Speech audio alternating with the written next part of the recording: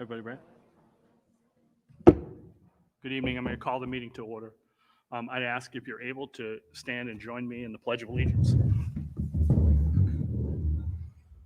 I pledge allegiance to the flag of the United States of America and to the republic for which it stands, one nation, under God, indivisible, with liberty and justice for all.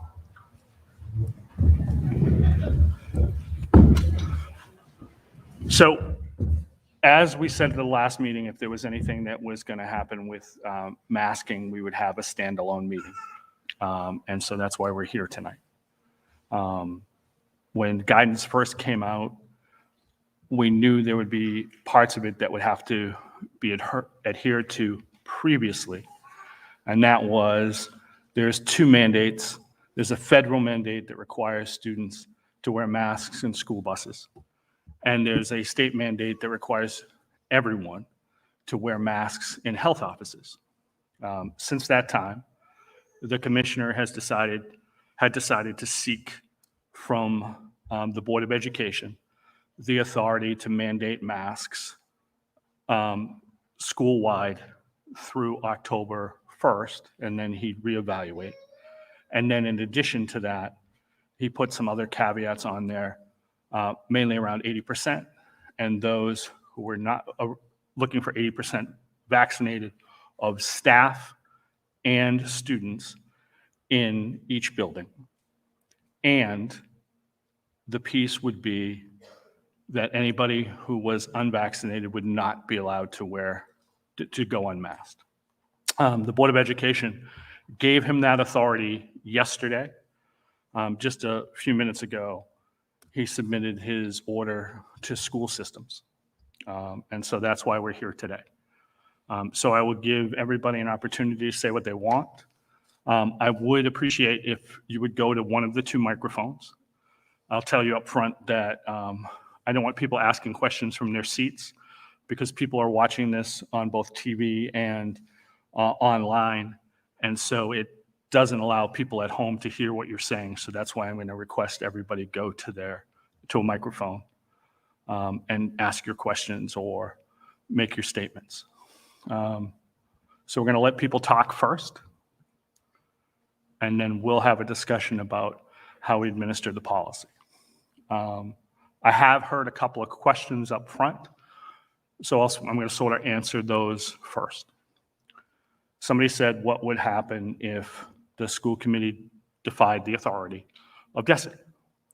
And there's two things. The first is that we don't have the authority to defy DESE. If a school went quote unquote rogue, DESE has two options. They can end funding, and they can take it over and put it in receivership. They've taken over school systems in the past and put them in receivership, mainly because of underperforming schools. Just so everyone understands what happens with receivership is local has no authority over the school system at that point. The receiver has all the authority. I've seen it happen in Lawrence.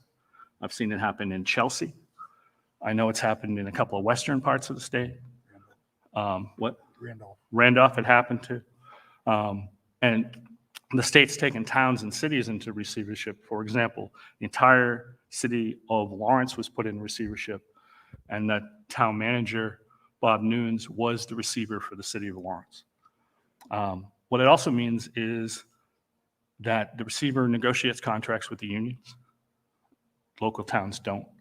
The receiver sets the budget for the community. Local towns don't. And the rest of the town has to function with whatever's left over based on what the receivers decided. So that's a problem. The second problem is this. All the administrators here have a license from DESE. And in order to get the license, the bottom of the license says they will comply with DESE rules or lose their license. Failure to comply means that they don't have a license. It also means that they'd have to essentially not do what their local school committee told them to do because they'd have to abide by the rules of DESE. That's what they're required to do according to their licenses. So that's not an option. So we'll talk about how we set up our policy in compliance with DESI. But I wanted to lay those out beforehand. I've not been a fan of states coming down and making decisions and then maintaining that, cities and towns have to do what they tell them to do. We also fought on occasion when they've set up programs that we're required to do and haven't put money into them. In fact, the Mass Association School Committee got a law passed that said anything the state puts forth and requires schools to do, they have to pay for if it costs money. So that's where we're at. That's sort of my headline for the beginning. So again, I made a promise to this community that you would have a chance to talk and say what you wanted, and you will. The only thing I'm going to ask again is that you not do it from your seat, you go to the microphone.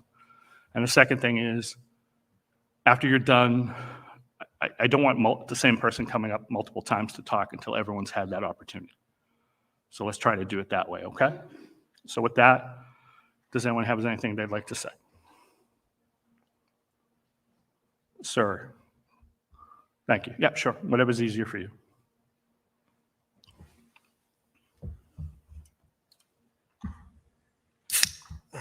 My name is Brian Madden. I have a son in this community. And first, I'd like to say, kudos to all those that are here. I think it's very alarming how many aren't. It's amazing how many empty seats, but I'm going to take personal responsibility and say that I always left an empty seat. I've been sleeping for many years. I haven't been paying attention. I left that up to everybody else except for myself. I can't believe you're having this meeting tonight. If I was a betting man after they made that decision, this was not happening this evening. So thank you. Nobody's changed anybody's minds tonight. I'm glad that people are here for masks. I'm glad that people are here that don't want masks. The last time, I don't generally write down things. I've spoken off of my life, but I think it's better for a statement to come from paper because I really wanted to get my thoughts down, and I want the community to know that many of us have spent countless hours, right, over the last year and a half trying to figure out what is going on and where are we headed, and how divisive this topic is. Stay away from religion topics, I was taught, right? Stay away from politics. You cannot avoid this topic. You cannot avoid the topic of, did you get that vaccine? Did Aunt Janice get a vaccine? Did your sister get a vaccine? Are you going to wear a mask? Are they not going to wear a mask? How do you feel about this, right? And everybody's afraid to speak their truth. I have a business. I don't want to lose clients over my truth. I don't want to feel like I offend somebody, right? I'm in the health field. I'm trying to get people healthy for 18 straight years. I see that diet and exercise with diabetes and obesity, right? It's the number one and number two comorbidity of this. I don't speak my opinion about that. Do with yourself what you do with yourself. Smoke cigarettes, do your thing. You do you, I do me. This now has become everybody's business, and it's about to get a lot worse. And I just want to quickly lay out what I foresee. Try not to take too much time so that some people can see what somebody like myself and many of us feel is the end game, and we can try to avoid getting there. The educating commissioner was granted authority, right, as you were just saying, which is one thing. But to state that as of October 1st, that you're going to highlight the fact that somebody's vaccinated and who's not, I don't know if that scares anybody else in this room. I don't, and I don't know what side of the aisle you're on with that, but I just left my pediatrician's office yesterday and she is misinformed because she told me they can't get those records from your son. It's only the health paperwork that you have to physically hand in. They would know he's not because it's not on there. Not according to the government website. Again, I was sleeping. I wasn't paying attention to this stuff. I don't know if others were, but did you know in 2011, MIIS, Massachusetts Immunization Information System, everybody's on the system. They all know. Schools can get their hands on it. Schools know who is and who isn't, and who is going to be in charge of that information. Are teachers going to get that in their hands? A nurse is going to be the only ones? A kid's going to be asked to wear bracelets? Is there going to be bullying involved, right? Because we're going to be trying to figure out who's vaccinated, who's not. Are we going to be floating around rumors that we're at 76 and we can just get to 80, right? If we just get a few more kids, but that kid's not, that teacher's not. We are headed in such a dangerous direction. And it's not that any of us individually have the ability to do anything about this, right? But collectively. Because I think inside of our schools, we're being taught inclusivity, right? We're being taught not to see color, not to see gender, not to see all these things. We're bringing forth, right? Social emotional. It's all I've heard. This is taking us in the wrong direction. The wrong direction over something that I believe should require choice, right? And as I said at the beginning, many people I've talked to, it's not about the science in air quotes, it's your science or my science, and everybody's confused, you know? I'm never getting vaccinated. My son's never getting vaccinated. So we're going to have to navigate our way through society going forward, understanding that we will be discriminated against, all right? And I walk in a lot of fear over that, a lot of fear over that. And I believe there's people who have been vaccinated, wear masks, who also still believe in choice and would support us and would stand up for us, you know? And apparently I don't need to read this, you know, and I want to speak from the heart. The last time I wrote something down, I might have said this already, and I gave the eulogy at my parents. You know, I did both my mother and my father. This is a eulogy right now that I am speaking to all of us. We are literally heading into the new normal, which I personally not partaking in. I trust my immune system. I spend a lot of time and effort and gain knowledge in that field. I choose to raise my son the way that I choose to raise him. It honestly gets to the point where, and I bet a lot of us would say, it's a really bad thought, but maybe we could just live in separate places so some people can exist the way they want and others can exist the way they want. But this is Middleborough. This is just one town. And we all need to just pay attention that we don't get even further apart from each other and cause more issues. And find out answers like I put out there of how we're going to figure out who's who. All right. And I just will finish with, I knew in my soul, in my gut, right? I have this gut instinct that told me this was going to be the year. So I was fortunate enough to get my son out and he'll be attending online public school. I'm so thankful for that because I want continuity throughout his year. I want him to know what's happening in September and how he's finishing in June. And all these poor kids are going to ride this roller coaster all year.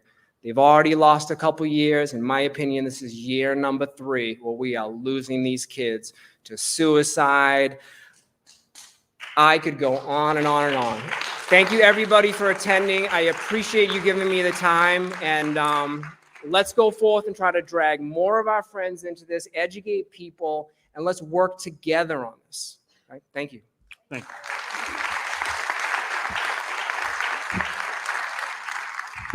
adjust this a little bit because unlike the previous gentleman, I'm not very tall. My name is Andrew Craig. My daughter will be entering kindergarten here next week. And I got a few things to say, unfortunately, for you all. Frankly, I'm a little disappointed in this town that this is even coming to this. Vaccines are important for people who have health conditions, poor immune systems, et cetera, et cetera. I get it. My mother's fully vaccinated. I caught COVID-19 from her for my second time back in May, okay? Why does the vaccine percentage matter at all? And this is a direct question for you. I would prefer an answer that you can at least pass up. Why does the vaccine percentage matter if you can still catch this virus while you're vaccinated? I would like that question asked. And I would like to know, and I'm sorry if I'm coming across confrontational. Some of you in this audience know me. That is my personality. It just is what it is. These people on this Board of Education are unelected. Unelected. I don't know if you all know what democracy means, but the whole point of it is that the power resides with the people, us. You are our elected representatives. I see you nodding, sir, in the blue shirt. And I'm sorry, some of you are teachers in here. This is going to come across real rude. I don't care about your licenses at all. You took an oath or whatever it is when you take to come onto the school committee. You took this role knowing that you are our representatives. Stop putting your personal nonsense ahead of what we elected you to do, which is represent the feelings and what we want. I understand some of you have worked a very long time to achieve very high goals, and I respect that. I am somebody, I work in the refrigeration field. I have my licenses and things from, various government bodies, of which there are too many. And I have to tell my customers and the people that ultimately end up paying my salary because they pay my boss, no, I'm not going to do this because you know what? It violates what's right. You need to do the same thing. You need to stand up to these unelected people who don't know us. They don't represent us. I'm sorry, but Middleborough, Massachusetts is not the same as any of those hellholes. And yes, they are hellholes. I work in them that you named earlier that were taken into whatever it was called. I can't remember off the top of my head. Receivership, okay? This is not Randolph, for instance, okay? Does anybody know how many active COVID cases there are currently in Middleborough, Massachusetts? 20. Would you like to know the approximate percentage of the population that represents? 0.003. We have an educated person over here. Why are we, actually, let me scratch that. Why are you allowing some unelected person who doesn't know Middleborough to make a decision when there is less than a 0.05%, I'm going to be super generous with my numbers, of the population who is currently infected? And here we are back to the vaccination rate. How many of those people are actually fully vaccinated? Do you know? I'm asking a direct question. No? What was the question? Sorry. How many of the people currently infected with COVID-19 in this town are fully vaccinated? I don't know. Okay, so vaccines really don't matter, do they, when it comes to infections? Look, I'm not an anti-vaxxer. I've been a member of the United States military for 14 years. I've been injected with more vaccines than I could possibly count, okay? They work. They're important for people who need them. I'm 33. I drink way too much. I don't take care of myself physically, unlike, the gentleman over here. But somehow I've been able to beat COVID-19 twice, 15 months apart, twice. My wife, who is a severe asthmatic, who is technically I'm going to back up here a little bit, technically part of the at-risk population. She didn't even know she had COVID till she got tested because she had a little bit of a stuffy nose. I understand this virus is serious for people with health conditions. I'm not denying that. I know people who have died from it, and it's terrible. But our children are not dying from this virus. And if you are a teacher and you are at that risk and you're not willing to take that risk, find a new job.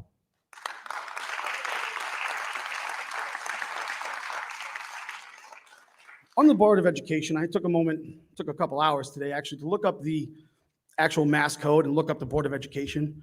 Not a single one of them is a doctor, medical doctor. I know some people who have doctorates. They are very protective of the doctor, but they're not medical doctors. There's a couple union presidents. God only knows what that has to do with anything about education, since teachers' unions are among the biggest wastes of taxpayer money in the planet. Why are they making medical decisions for my child? Do you know anything about my child? Any of you? Do any of you even know who I am besides potentially Mr. Lynch, who may have seen me once or twice in his life? None of you have ever seen me. Do you know my child? Do you know anything about her? Do you know what happens to her when she's forced to put on a mask? Do you know the psychological reaction it has on her? No, you don't. So here's my question. Is there a medical exemption for children who are exhibiting psychological issues with the masks? No, that's a real question. You guys got the directive. I was only briefly able to look at it. Is there a medical exemption for children who exhibit severe psychological issues to the masks? There is a medical exemption, yes. Okay, but it requires my child to release some sort of medical information, correct? You need a note from your doctor. Okay, so now we're back to the bullying aspect of, is my child going to get bullied because she's the one not wearing a mask? Because I happen to not agree with this and she happens to have that medical exemption? Because let me tell you something. I was laid off for 2 months when this nonsense happened at first last year. And you know what? It caused severe marital problems with my wife and I. And it caused us to have issues that led to my child developing some problems when it came to the issues of masks. So does my child now have to not wear a mask when everybody else does because science for somebody? I want to know, what is the science behind this? What is this person, where does he get the right to make this medical decision for children that are not his? And where does he get the authority to make it statewide for communities that are not at risk for COVID? This is nonsense, and I fully expect you all to stand up and do what's right.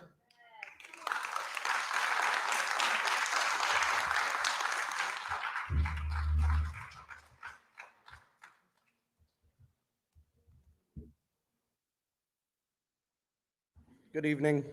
My name's Richard. My girlfriend and I recently moved to the town a couple of years ago. If I'd have known what was going to happen when we moved up here from Florida, I would have never came back to my home state. I can't believe what's going on, and I can't believe that, like the first gentleman said, there isn't more concerned parents here, because it's not about what you guys are doing. I understand what you're doing. You're following orders. That's all you're doing. Somebody's telling you what to do, and they're instilling fear into you, fear of losing your job, and you're allowing them to steer your moral compass. Doing the right thing and teaching children the proper curriculum is all that we're looking for. We teach our children at home right from wrong. We know what's best for our children, not any of you. None of you. And you don't get to make decisions for my children. I do that. And my fiance does that. This country is about choice. I have a choice. Everybody in this room has a choice. There's consequences to every choice that we make. And I think you guys are making a bad choice in trying to reinstate these mask mandates. A mandate is not a law. A requirement is not a law. It's not. And for you guys to sit there and say that there was a decision already made, I was a little late running to this meeting, so I kind of missed the beginning, but this country was founded on choice. We have a choice. And I know that I will not mask my stepdaughter for her first day of kindergarten. It's not going to happen. I don't care what you tell me. I'm not going to mask my third grader. I'll drive them. I'm not going to put them on the bus. They won't let them on the bus without the mask. I'll drop them off without a mask. I'm not doing it. That's my choice. And if you guys are going to send them home, then all it takes is about 20 to 25% of us to withdraw our kids. Every one of them's a dollar sign. It's about $10,000 in tax money. I have 3 kids. 2 of them are coming to school. The things you're teaching our kids, you're instilling fear. You're teaching them division. Masked or unmasked, vaxxed or unvaxxed. That's crazy. And the fear and anxiety alone that comes with covering a child's mouth and restricting their breathing. It's a medical fact that carbon dioxide poisoning causes irreversible brain damage on young developing brains. It's a medical fact that on the side of the mask box, it says it does not protect against a virus. So why would we cover their face? They have a 99.99% chance of surviving if they contract it. That means they have a better chance of getting hit and killed by the school bus coming to get them than they do of contracting or spreading COVID-19. I promise you this, if you discriminate against my children and send them home because they're coming unmasked, whether you like it or not, send them home and I'll just withdraw them. And I hope that all the other parents hear me and think the same thing. Withdraw your kids because there goes their funding. There goes their tax money anyway. They're talking about not getting it if they don't instill the mandates. I'm getting real tired of this. I got laid off over a year ago. I've had nothing but time to research and read. And I've gone down some crazy rabbit holes. But what I'm speaking up here is the truth. Everybody has a choice. And use it, exercise it, do it now. I don't have any more to say because I'm going to get emotional, but thank you.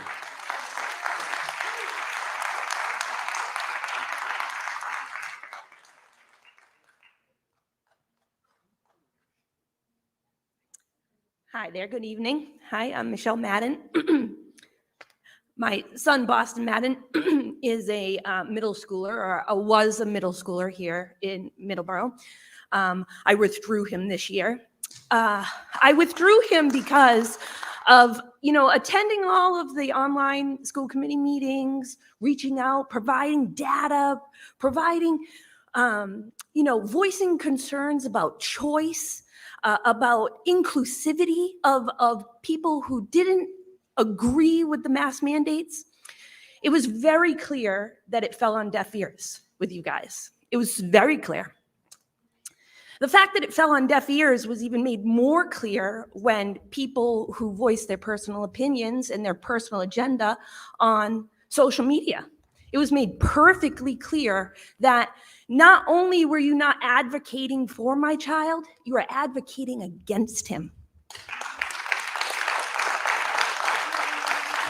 And so with that, I made the decision with his dad that we pulled my son this year because I had zero faith in you. And I had zero faith in Desi. And I was right. We all were right that you weren't going to include the children that didn't just fall in line. So I want to speak to something that the other gentleman talked about, which was bullying. My son was bullied last year because we did decide at some point, because he also does suffer from anxiety due to the masks, that he was going to wear a mesh mask. And in doing that, he was bullied. He was bullied by his peers because he wasn't wearing the mask that everybody else was wearing. And he was also bullied by his teachers. He was singled out. He was made to be an example of, and that happened within his classroom. I also would like to let you know that you have some teachers within your system, especially at the middle school, who used their mask break, their given mask break, according to DESE's guidelines. The kids get a mask break every hour. But one teacher in particular used it as a reward or punishment system so that if you didn't actually follow rules, you lost your mask break for today.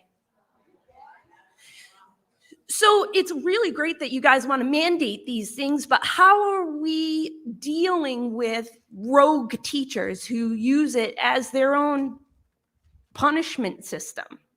And how are we using it to add to the inclusivity that we all want for our kids? We've got the buddy bench. We've got all these things that are actually used as inclusive tools to make everybody comfortable. But we sweep under the rug the fact that my son was bullied because he decided to wear a mesh mask and stand up for himself. I'd also like to point out and I'm really psyched that there are parents watching at home who couldn't make it here today, because there's a whole bunch of things that they don't know. They don't know that you can send your kid in without a mask. There's literally nothing you can do about it. You can't send them home. You can't give them detention. It is on page 9 of the DESE guidance of school mandates for masks that you can actually not have any repercussion to sending your kid without a mask. That's not true. It's on the DESE website. Let's be clear, and this is part of the problem. Part of the problem is when people say these things, they're not true. But it's on Listen, the DESE website. No, it's not. I have a It's document not. straight from their website. It's not on DESE's website that says we can't do anything. To make it clear, any child, if the school committee, because of the mandate, any child who comes to school without a mask will be sent home, because that's what we have to do. Any child who tries to get on the bus without a mask will not be allowed on the bus. So then I would like to add to that point, if that's the route you want to go, but it is on the DESE website. Check it out, page 9. Again, it's on the DESE website. I would like to add the fact that homeschooling, what we're talking about here is that they're worried about losing their funding because they don't want to stand up to DESE. But if you pull your kids, they're going to lose their funding. So they're going to lose the funding on our terms or their terms. So I understand that it's really, really hard to homeschool your kid, and not everybody has that option, but there's tons and tons and tons of local pods. There are homeschooling teachers that were really willing to take your kids and teach your kids so that your kids don't have to come in and deal with this. And if we pull the kids, you're going to lose your funding. And that being said, not only do you lose the funding, what I love is that I signed up for a Commonwealth program. So not only do you lose the funding, but you also have to pay for my kid to go to the Commonwealth program. So not only do you lose the funding, you're going to lose more funding. So I guess in the end, I would like to ask you a question, and it does feed back to what all these other folks had been saying about, the vaccination and what is coming and what is pending. Because I know that for sure, some of you are certainly pro-vax. You've made that perfectly clear.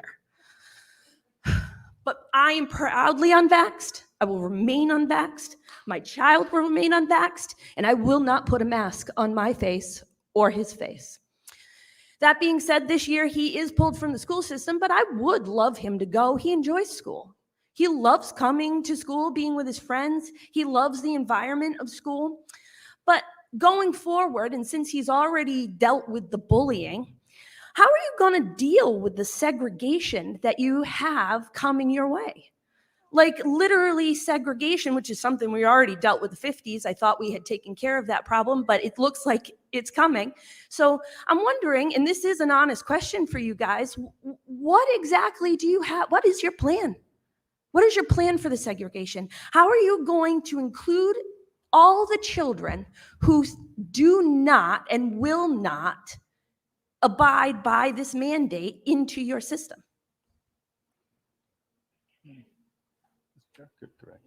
Are we responding? Sure, you can if you want to. That's fine. Or are we going to wait till we're all done? It's up to you. You can wait. Or, I'd like to respond. sure, go right ahead. Okay, thank you. I would like to respond to one of your statements because it kind of, I understand that most people in this audience are upset. I get it. But the fact about the funding piece, for me personally, doesn't matter. Okay? I think it is. Somebody saw the gentleman before you said it's your choice. I agree. You do have a choice to put your your child into the school that you think is best for them. And personally, I think you should do that. I'm not trying to tell you, you have to enroll your kid here or there. Or, I'm not worried about the funding. We're not paid. Okay, we're volunteers. And, for me, I have 2 daughters in the high school. My personal feeling about this mask mandate thing is 2 things. One is the safety of all the kids, right? That's what I want. But the funding piece is not.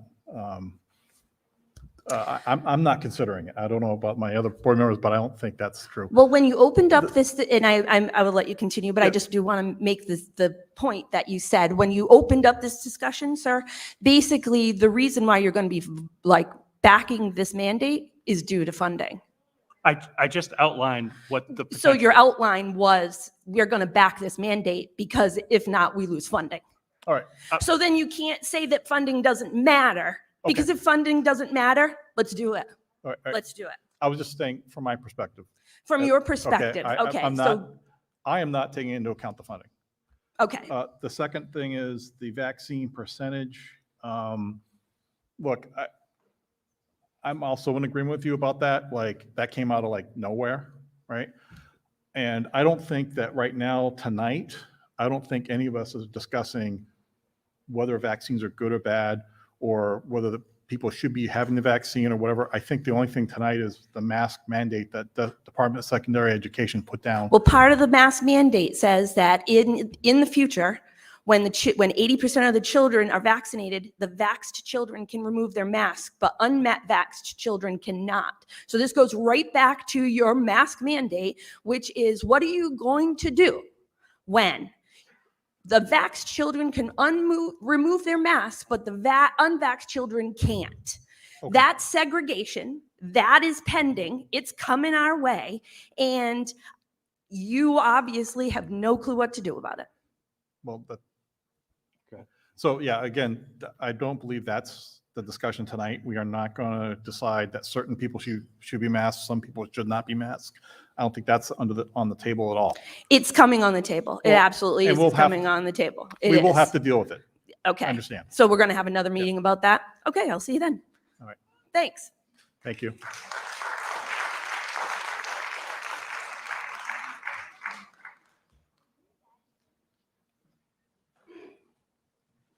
Hi, my name's Jessica. I have a student in the middle school and the high school. Obviously, because I'm standing here wearing a mask, I'm coming at this from a different perspective than the previous speakers.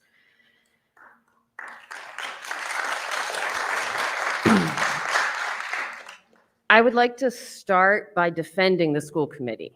Yes, they are elected officials, but they are elected to a position that comes with requirements, like any other elected official. We elect a president who has to follow the laws set up by the Constitution. They're supposed to. We elect, excuse me. Listen. We elect Excuse school. me, one second. Yes, please. We're going to have a conversation. We're going to allow people to speak. I don't want people commenting from their seats. I said that before. I want to make this an opportunity for people to say what they want. But that comes with everybody treating each other with respect. So that's what we're going to do. So Thank you. Please continue. I saw. But the people up there on this stage here tonight have been elected to perform in the role of a school committee member, but it doesn't mean they have a free-for-all. They have rules they have to follow, and that they go into that position accepting that in their role, they have to follow the rules that are set out in their position. So they do not have the choice to go against those, even if they personally feel different. That's what being elected into a role means. They can have their own personal opinions all they want. But if a mandate is set out by the state, then a mandate is set out by the state. And in terms of the funding question, there is a huge difference between losing the funding for 25% of the students coming to the system and having the state control our school. Loss of money is loss of money. Loss of control is different. One of the things that Mr. Young mentioned is that the state would then determine the budget for the school, and the town would have to deal with what is left. That means if the state decides a certain percentage of money needs to go to the school to bring the school up to the standards they want to be met, then the town has less money for all the other things that we want in our town. That's how budgets work. Teachers, somebody just said that you don't have to follow your licensure. Many of the teachers in this school system do this out of a passion for teaching. And I would hate to have somebody saying, I'm not going to follow a mandate, mean you lose your licensure and you don't get to do what you love to do, helping our children learn. So I do not feel like asking you to go against your licensure is fair for anyone to ask you to do.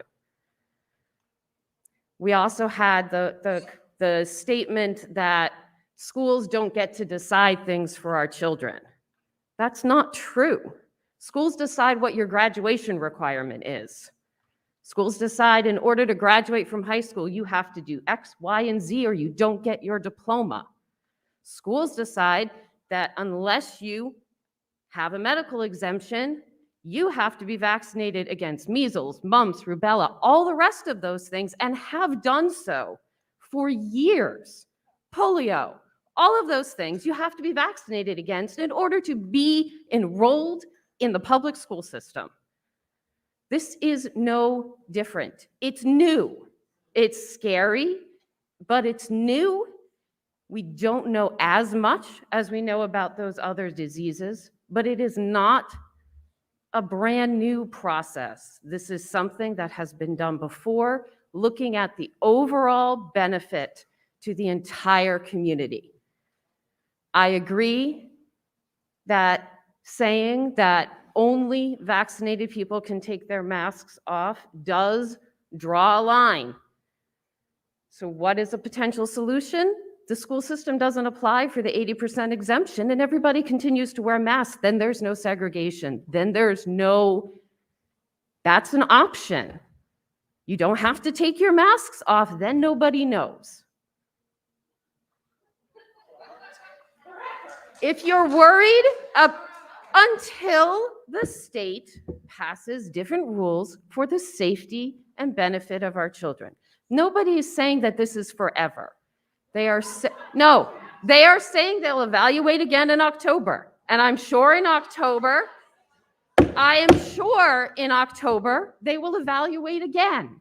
They are looking at the numbers, they are looking at the spread, they are looking at the percentage of people who are sick and in hospitals and the ICU beds and who is dying and who is at risk. That is what they're doing. As they continue to do that, they will continue to evaluate. We will get new guidance and we'll follow it. That's what they're asking us to do. So I just wanted to take a moment to commend you for listening, for being respectful, for following the responsibilities of the offices to which you were elected, and to thank our teachers and the principals for doing everything you can to make the best of what has been a terrible situation and facing things as they have come at you with optimism and encouragement for our children and making the best out of whatever you can. So, thank you.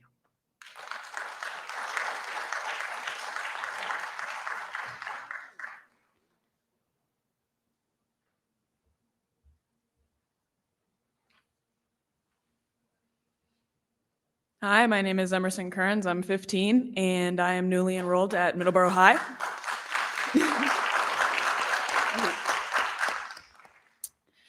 The last 18 months have impacted everybody.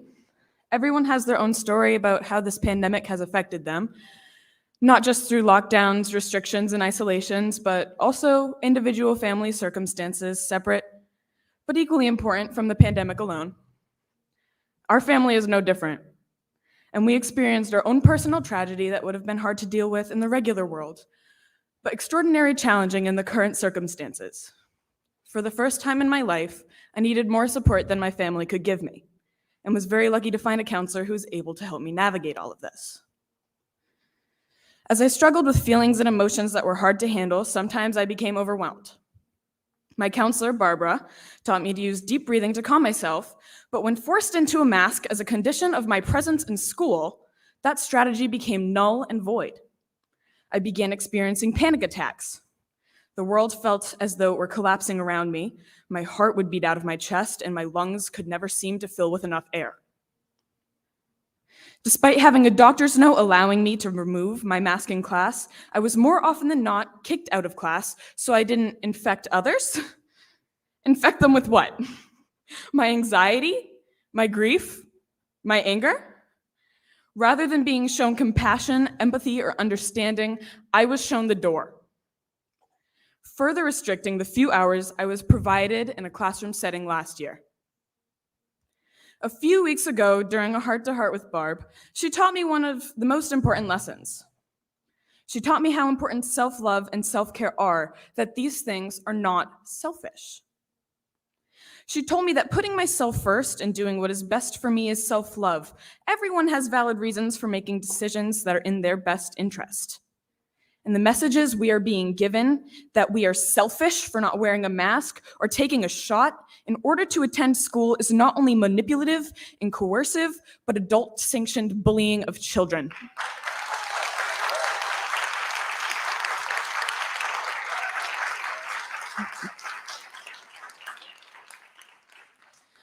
We live in a society where we preach inclusiveness while justifying reasons to exclude those who form different opinions. We can be respectful of everyone's individual choice without being responsible for them. My individual needs and right to an education are not any less valuable than any other child just because I want the right to make my own health decisions.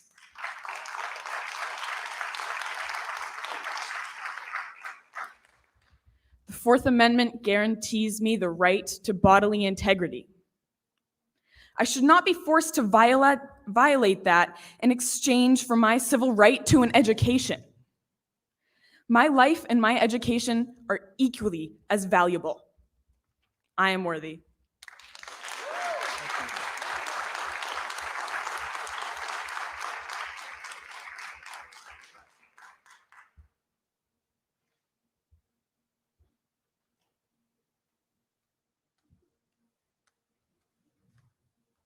Hi.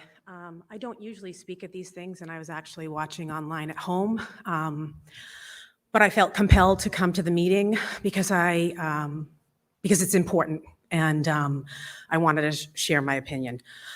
So first of all, that was really brave of you. So congratulations on sharing what was important to you. That was impressive for a 15-year-old. It really was. But I come at this from a different vantage point. And I feel like the collective does outweigh the individual. And thank you, school committee, for doing all that you do for the children.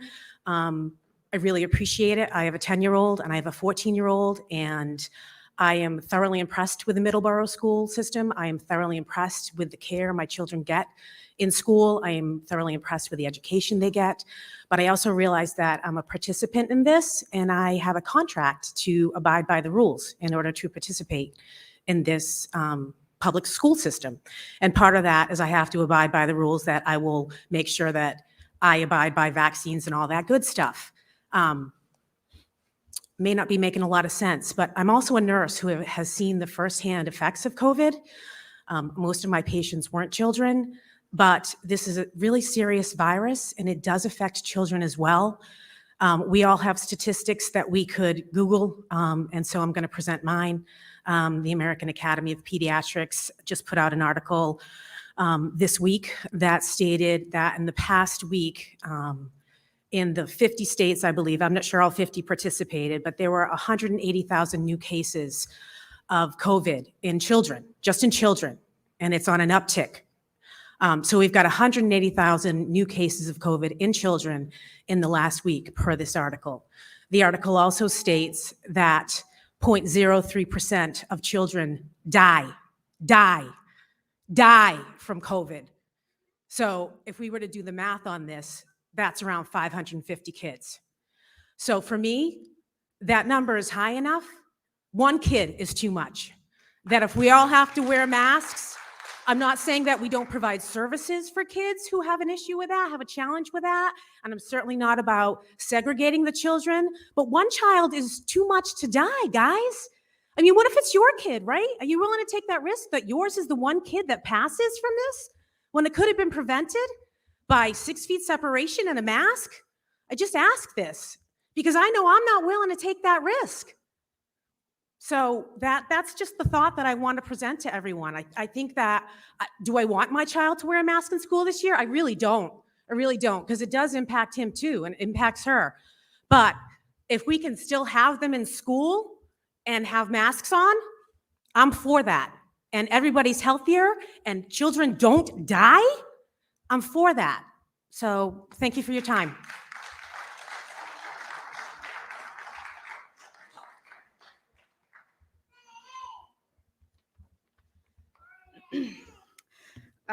Good evening, Superintendent Lynch, school committee members, and Chairman Mr. Young.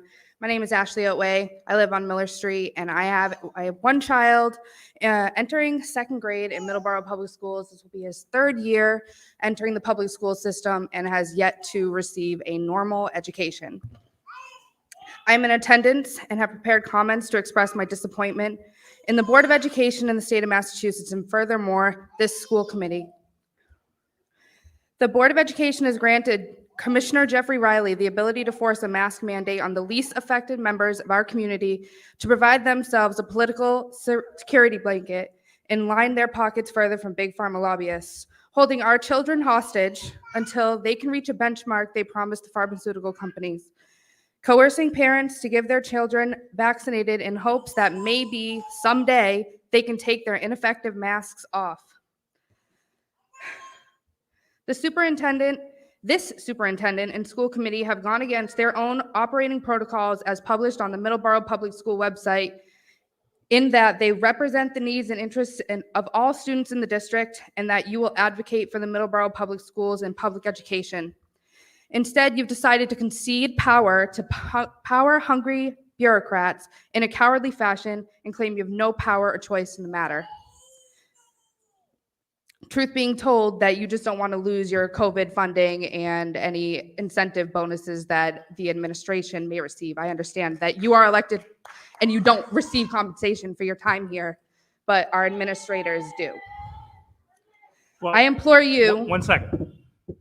Just to be clear, I've been on this committee now 7 years. No administrator has ever received an incentive bonus. So when somebody says that, I feel it's I have an obligation. I mean, to say. I certainly could be wrong, but that is a standard in anyone who makes money and comes in under budget in any business. It's not a standard in education at all. Okay, well, I could be wrong, so Okay. I apologize for that remark. Okay. But I implore you to see the lunacy in masking children to stop the spread of COVID. I'm not going to provide figures because it's widely available data that more children have died in the flu season of 2018 to 2019 than have died in the past 18 months of COVID, the deadliest virus to ever touch our children. It is a tragedy for a child to die of any circumstance. We took advantage of no mitigation strategies when the flu was killing children, so why now? Because we have lost the ability to consider cost to benefit beyond a singular COVID focus. Masks are hurting children. The environment that the Board of Education is asking you to enforce is hurting children. There's testimony from pediatric psychologists, deans of esteemed universities, and epidemiologists alike from around the world that have spoken out time and time again that masks are ineffective in the mitigation of COVID-19 and are harmful to children. And this is so well known that the European CDC specifically advises that no child under the age of 12 should wear a mask regardless of vaccination status. This mandate is completely unnecessary. The CDC concluded in a study in December themselves that masking mitigation strategies provided no significant benefit. Many families in our community are seriously considering withdrawing and homeschooling, risking financial ruin for their households. Others are considering civil disobedience and creating what would be a very hostile environment for all. Both options could impact the public school systems greatly. So I ask you, Superintendent Lynch and school committee members, to do your due diligence, to seek counsel, to scrutinize the supposed mandate, look into options that allow you to make good on your promises to us, to represent our needs and interests. Thank you for hearing me, and thank you in advance for taking the initiative to do your research, take what we've said here tonight seriously, and I look forward to the improvements that are made to the quality of our children's education and health and well-being during their time here in the Middleborough Public Schools.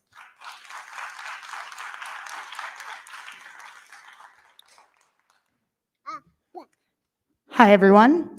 I apologize for bringing a noisy baby, but I was watching this at my house. I struggled with childcare this evening. My husband is coaching football. He decided that yesterday. So I dropped the middle two children off with him because it was about 15 minutes from ending, and brought this little guy with me. So again, please excuse the sound effects. What I want to say is I am genuinely shocked at the hypocrisy of the things that people have been saying here tonight.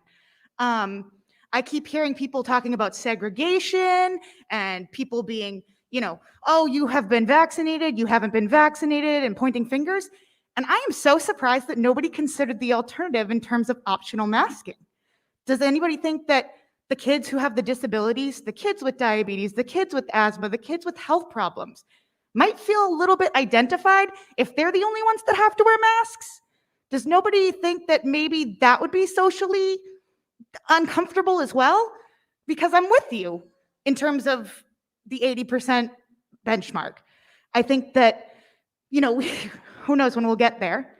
And I'm with you that I don't like the idea of doing something that visually shows somebody's personal health information. So you'll know if they're wearing a mask, then they didn't get vaccinated. I get that. I agree with you on that.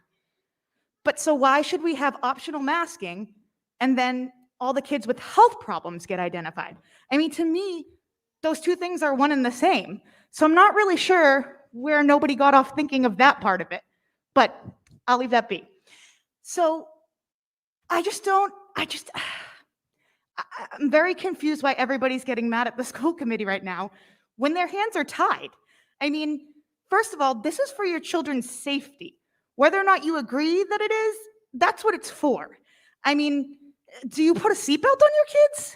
I mean, it's not different. It's not different at all. Because you know what? I don't drive drunk around, but it doesn't matter. Because if somebody else makes the choice to drive drunk around, they'll hit me and my kids and we'll die. So it's not just about your choice. It's about everybody's choice. And I'm sick of you guys interrupting while people are talking just because you don't agree. I've been watching. I have been watching. And every time somebody says something you guys don't like, I heard the other woman in the mask over here interrupted several times. Nobody interrupted the man in the orange shirt. Very eloquent, by the way. Thought it was a great speech. But it's disrespectful. So cut it out. And it's disrespectful to not care about the kids who have those needs. Because you know what? You're all going to sit here and say, well, I saw this masking one and I saw that masking study. Well, guess what? It proves that the person who's infected, which by the way, we know that children are mainly asymptomatic. The person that's infected is better if they're masking, not just the person that's receiving their air. You're more effective if that person who has the infection is also masked. So if you don't know that you're sick because you're asymptomatic, then you're passing it on without knowing it. And that's why, even though we have vaccination rates, there are still pockets of spread because the vaccine isn't 100% effective. It's 94% effective, and it was made before the Delta variant. So therefore, there are still people who are getting it asymptomatically, and they have no idea, and they're spreading it. And I'm sorry, but I don't want my kids to get sick, and I don't want your kids to get sick. Because if they have to go to the hospital, you're not going to sit in the hospital with them because there's COVID rules. And I don't think that's fair to anybody. So if this small inconvenience of putting a piece of fabric over our face is going to prevent our kids from getting sick, I think it's worth it. I've dropped a bunch of links in the text if you guys want to check out the studies that have been done on social emotional learning. The studies show that whether it's masks or sunglasses, they occluded the face in several different ways, that children were still largely able to discern emotion because our kids don't just rely on our mouth. They rely on our tone of voice. They rely on our body language. They rely on a lot of different things. And they are able to deal with it. And the studies also show that it does not affect your breathing unless you have severe COPD. And if you do, again, shut your mouth. Thank you. If you do have severe COPD, the American Lung Society said that you should wear a mask and get a vaccine. So, you want to know why I keep touching it? Because I'm yelling at you people for being so rude and disrespectful. No, It's insane. no conversation from the audience. It's absolutely Please. insane. Absolutely insane. I've never seen half of these people at a school committee meeting before. And I do a lot that I would see you guys. So I'm glad that it's so important to you. Your freedom is more important than other kids' safety, but I'm sorry, it's not. It's really not. And if we can prevent one kid in Middleborough from passing, we can prevent one kid in Middleborough from sitting in a hospital on a ventilator alone, then I will do anything for that. And I don't understand why everybody else wouldn't feel the same. I really, really don't. So if you want to check out those links, I put them in the YouTube thing on the Facebook. You're more than welcome to read them. They're scientific studies, peer-reviewed, not from Fox News or anything like that. And I will happily be more than willing to share even more with you if you'd like to come find me later. I'm easy to find. Have a great night. Thanks. I'll let you speak in 1 second. I did want to bring something up that I think is important. There's been a lot of conversation here tonight about the vaccination rate and vaccines. I just want to make sure everyone understands. The Board of Education gave no authority to the commissioner about anything to do with vaccines. And I think that's important for everybody to know. It has nothing to do, I know what he said he wanted for rates. I know what he said he wanted to do. That's not the authority they gave them. His authority is only to allow universal masking in schools up until at least October 1st. That's it. So I want to make sure people are aware of that. I know a lot of people have talked about the vaccine and the rate pieces that hasn't been discussed at a Board of Ed meeting. So just to be clear. Sir, oh, good, great. Sure, okay. I just want to, things are getting a little heated here, and I'd like to have a call for civility. I understand a lot of what you're going through. 15 years ago, I was in your seats. Middleborough was doing something I disagree with. I would not be here today if that thing didn't happen. But we have a process. We have a decorum. We should not be yelling back and forth. Please keep it civil. I learned the hard way. Who's the first gentleman to speak? I think I believe that gentleman did mention, like, I hadn't been to these meetings, right? So, like, that's how I felt. I was not involved. That was 15 years ago. I ran for selectman. I've been on finance committee. Now I'm on school committee because I'm so happy to see everybody here. I think everybody here, I'm glad you came, and I'm glad you're sharing. It's brave to get up to the microphone and say your pieces. I appreciate it, but we need to keep it civil. We have a process.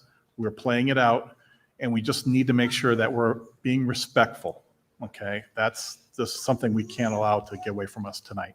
Okay, we will hear everybody's piece. All right, thank you, Mr. Chair. No problem. So, sir, go right ahead. Hi, my name's Adam Carboni. One of the things I want to kind of state first and foremost is everybody's caught up about the vaccination rates, 80%, all of this. Okay, I think whoever basically worked for the state for their PR should be shot and fired because they said the quiet part out loud. If that was their intent, I think it did nothing to service their ambitions or motive. That being said, I agree with a lot of people in the audience in the fact that I don't think that there should be the separation between the students and calling people out. We have HIPAA laws for reasons. We have a lot of things put in place to protect our children from being singled out, being called out.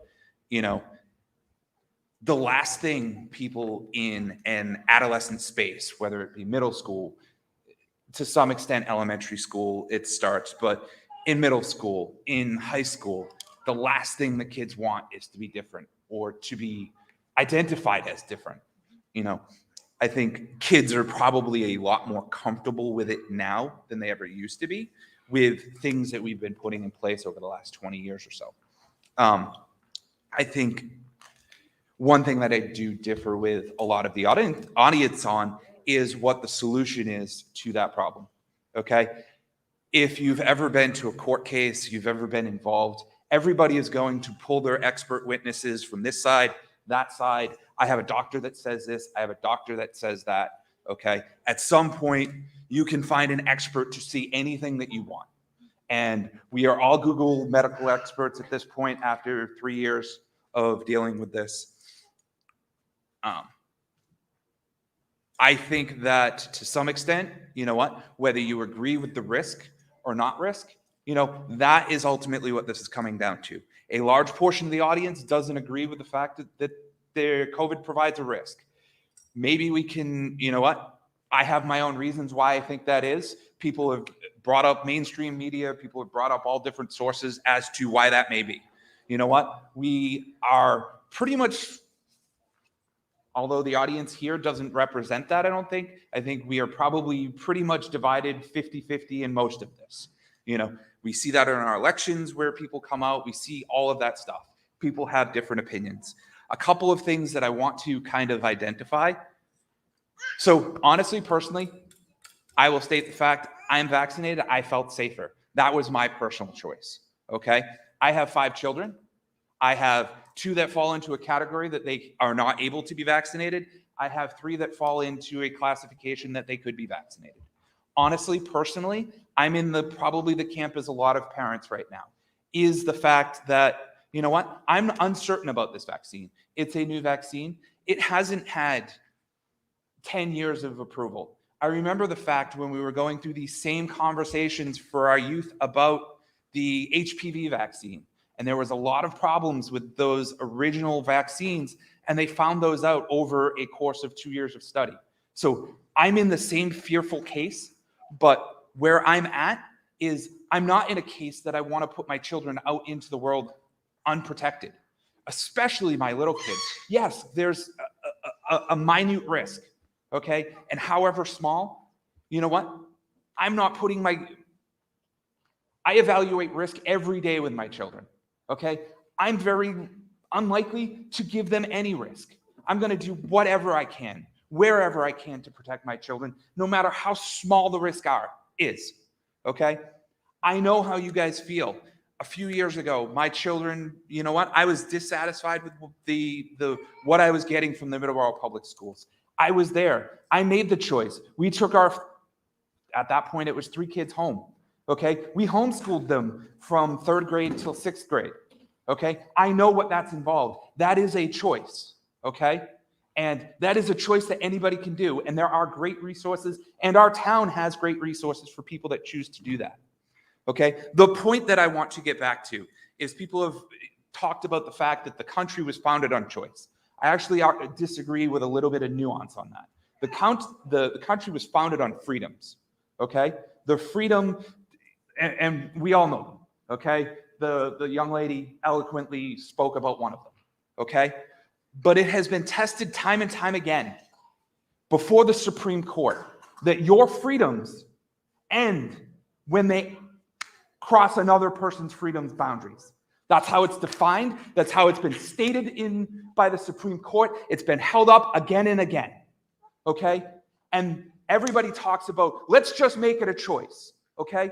Guess what? When you're making a choice, there may be very responsible parents. But I know from being in this school, there are also very irresponsible parents. and their choices affecting the safety of my child or my children and possibly infecting those children are not a risk that I'm worth taking. So that's why, regardless, I'm actually happy that the state made this choice, okay? Because what it did is it took the fight that was going to happen at the front of the school and made it a mandate so that we're not being on the news. Do we really want to be the ones on the news showing up on the first day of school, having parents dragged out? Is that what's best for your children? Think about that. That's all I have to say.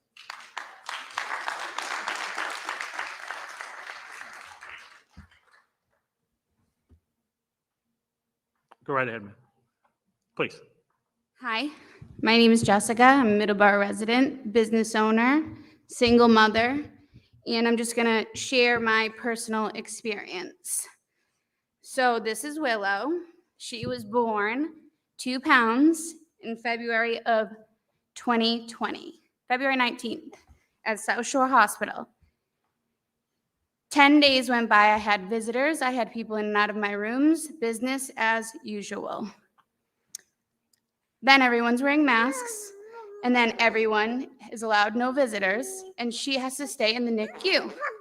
The only people in the hospital are the COVIDs and the babies. Here she is. We made it out alive. My 6-year-old was being taken care of by strangers as well because she wasn't allowed at the hospital. My baby was getting taken care of by strangers. And we are fine. There was no babies infected in the hospital.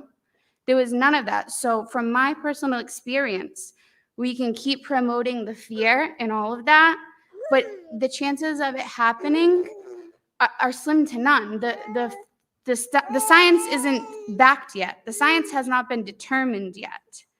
And if we're talking about health, when they give these children their lunches in school, are we gonna mandate those? Are we gonna make sure that these kids are eating healthy lunches too? Are we gonna make sure that they're not doing things to also hurt their immunity? Or are we just gonna make them wear the face diapers and not see their beautiful smiling faces because people are scared to catch a cold? I mean, this baby was the most immunocompromised person probably in this room right now. So we all have our diseases or fears or things that, can make us not want to do certain things, but life goes on. So instead of these children being taught and exposed to an indoctrination of you need to do this in order to get this is abuse, is manipulation, is exactly what the 15-year-old girl said. And sometimes we as adults need to learn from our children instead of tell our children to learn from us. Because right now, I don't see many people standing up for the children.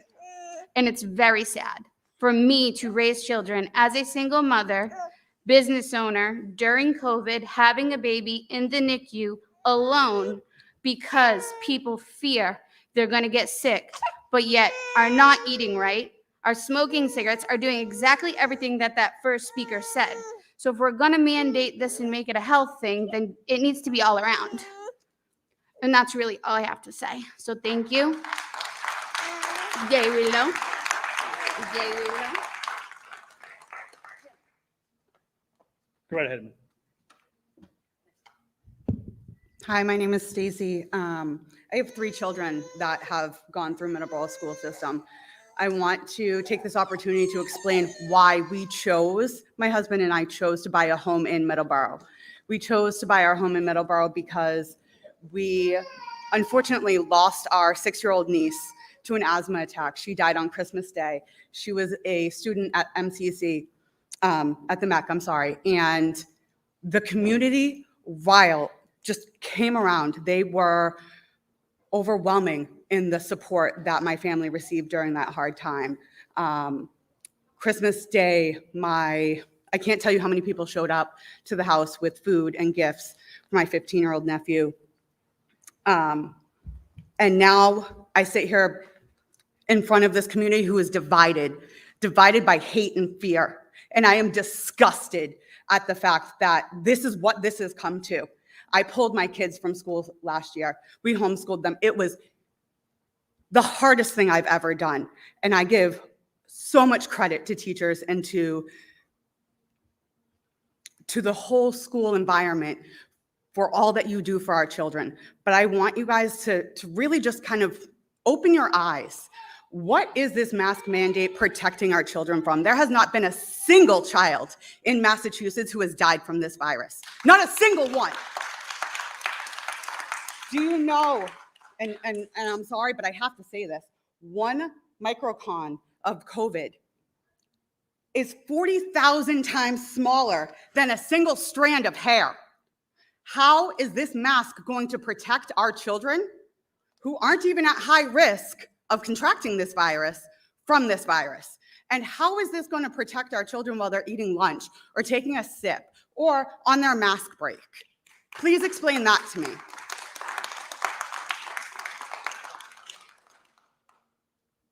Please explain that to me. Mr. Chair. So the one thing that I wanted to start with is that I do actually think that we're all kind of fighting for the same thing, but on different sides. And Agreed. so the one thing that I appreciate, and people have said this already today, is that I do think that the passion that we're seeing here is something that we should all be really proud of. I don't see anyone who thinks differently from me as an enemy, and I would hope that the same is true for you guys. But I don't want to let stuff like what you just said fly by without us kind of correcting that. And the piece about the size of the viral particle, I mean, that's already been studied and proven. It doesn't travel by itself. Proven what? It travels on respirated particles that are bigger than that and can actually be affected by masks.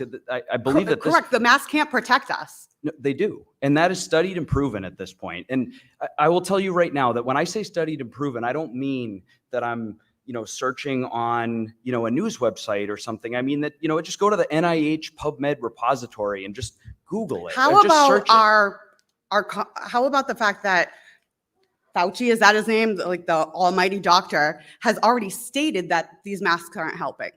The CDC has said these masks aren't helping. The CDC How about the says right now- uprise in upper respiratory infections that are coming down because of people that are breathing in their own bacteria?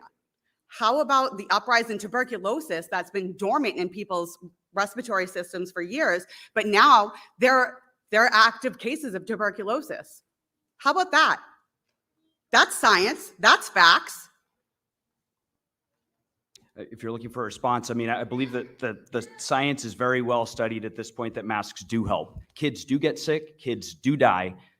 That's the facts. 400 kids, or not quite, from the American Association of Pediatrics, thank you, have died of this. And I know the response is usually, well, that's a very small percentage, but like someone else mentioned, is one kid okay? And then when you talk about the 4,000 cases of MIS-C that have resulted from an infection with COVID, and then when you talk about the fact that, and I'll reference a specific paper so you can call me on it if you think I'm wrong, Bonsenso et al. Was the first one that really came out, and there's been probably 60 citations on that one paper since, that long COVID in kids is a real thing where kids can actually suffer from symptoms for up to 4 months after an asymptomatic infection, things like fatigue, headache, heart rhythm problems. I mean, I think when we're talking about Those the risks, are all also risks of the carbon dioxide poisoning that they can. which has also been debunked. I'm sorry.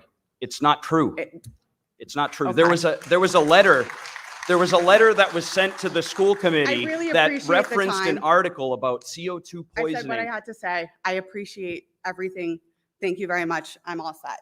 So I just want to finish my thought. So there was a letter that was sent to the school committee that referenced a paper that proved, in the words of the letter, that CO2 poisoning was an issue that kids would be affected with when wearing masks. And when I clicked on that link to see the result of that, the paper had been retracted due to improper data, due to improper testing procedures, a machine that they used that wasn't even the right machine. I mean, that has been disproven. It's not a thing. Thank you. Go right ahead. Hi, I had a couple thoughts just in response to you. There's actually one randomized controlled trial study of cloth masks that was done before 2020. So when you're looking at things that are in 2020 that don't have a randomized control study, there's a lot of bias in them. And they're low quality studies that are a lot of retrospective cohort studies. So when you look at randomized control trials and understand that that's the gold standard, and there's 14 on masks, one that included cloth masks, and it showed that the cloth mask group actually had the highest rate of infection. They also took those masks. So the infection is the end point that you're looking at in the study, not whether it absorbs. So like when the CDC does a study and they put 2 masks on mannequin heads and say they absorb more things. Well, guess what? 2 rags is going to absorb more than 1 rag. That theory, I'm pretty sure, is going to play out. And the things that mannequins don't do are breathe. So the studies that the CDC is putting out saying that masks work, like double masking is better than single masking, and they're using a mannequin head and not an infection rate as the end point of the study, is a low quality study. And that is what the CDC is putting forth. However, the studies that were provided before that are randomized control trials that have a control group showed that the infection rate's higher. So it didn't do anything. And most of the other, I think there's 14, including that one, they didn't show that surgical masks offered much protection either. So when you're looking at infection rate as the endpoint, there's not a lot of science to support it. Not quality science. Low quality science, sure. So, I mean, that's the difference. So you need to look at the quality of the science, and it would be helpful if you did it before 2020, because I think a lot of what CDC is putting out is quite biased.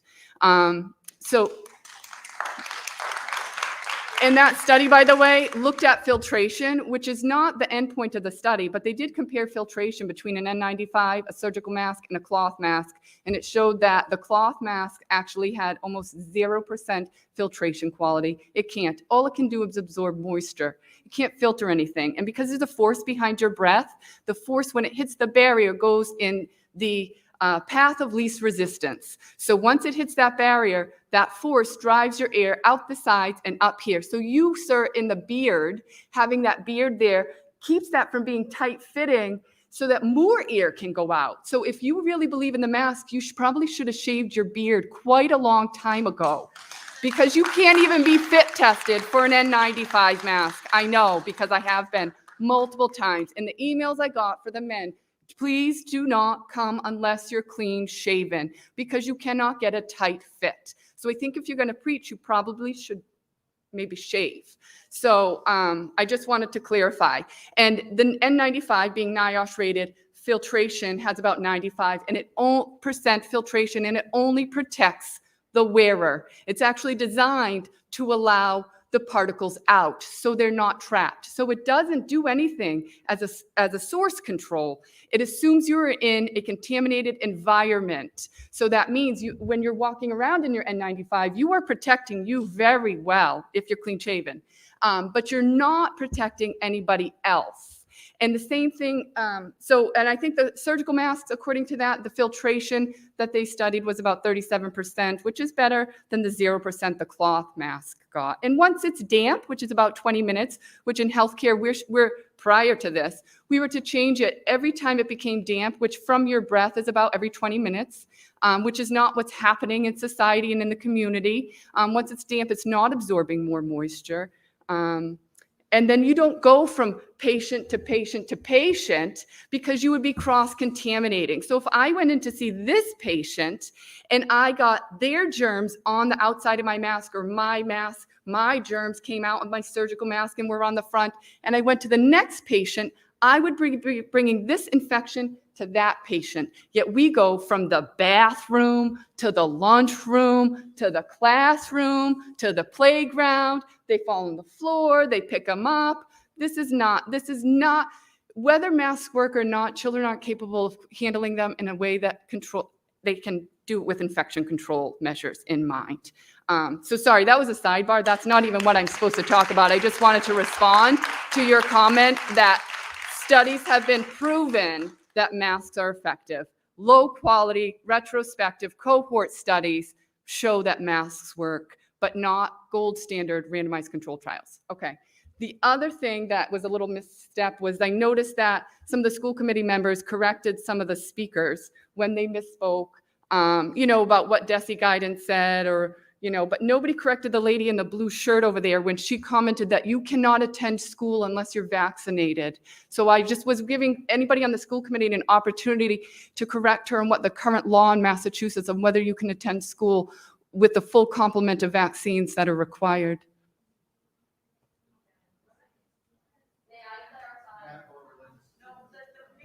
I was asking the committee for an opportunity because they wanted to correct some other people that misspoke regarding DESE guidelines or whatever. So I was wondering if anybody on the committee could correct somebody regarding the Massachusetts state law on whether you can attend school not being fully vaccinated. Mr. Chair. Go ahead. May I speak? It is my understanding that a medical exemption or a religious exemption are under law, must be abided by. And at no point until the not too distant past did we ever ask anyone what their vaccination status was. So that's a huge problem for me. And I do agree with you that it is an issue and we should not be asking people. Thank you. So I appreciate the correction because we don't want to spread misinformation, or if you were in the knowledge of that information, it would be disinformation, I guess, since those are the buzzwords this year, misinformation and disinformation. So I want to make sure everybody knows that children are allowed to attend school under medical or religious exemptions for all, some, or one vaccine. They're allowed to do that. And nobody gets to know what their private health information is because it's protected. A child with hepatitis B can come to school and their status is not divulged. The only person that has access to that is a nurse. A child with HIV, all their medical statuses are protected. And we are on a precipice of violating medical, privacy. And that's really scary. And I know you don't want to talk about, DESE has only granted them to require masks, but they very publicly made it aware that they attached it to masks, vaccination rates. And that is a measure to pressure and bully people into doing something they want to do. There's a legal process to add vaccines to the scheduled list requirements to go to school. And that process starts with an approved vaccine, which doesn't exist. Then it has to go to ACIP. ACIP has to recommend it. Then it has to go through the process within our own state, which the governor violated last year, which is why he had to repeal his mandate for the flu. Mm-hmm. So because they cannot do this currently, they are using a measure outside the law to coerce people to incentivize getting this vaccine because you can get your mask off. And that's not okay. And the school committee, when there is something that is wrong, you need to speak up. I understand your hands are tied. But when it is unlawful, we need to fight back. Sorry, that was a lot before I actually got to my written stuff. But I'm sorry, there was a couple things that happened and I wanted to clarify some of those things and return some of that. So last year, this school committee adopted an anti-racism resolution, whereas schools have the responsibility to equip students with the civil right of obtaining a free and appropriate public education. And it is the responsibility of each school to ensure we create a welcoming community for all students. Whereas every district shall provide professional development on diversity, equity, and inclusion, and so forth and so on. And it was resolved that Middleborough Public Schools guarantee that racist practices are eradicated and diversity, equity, and inclusion be embedded and practiced.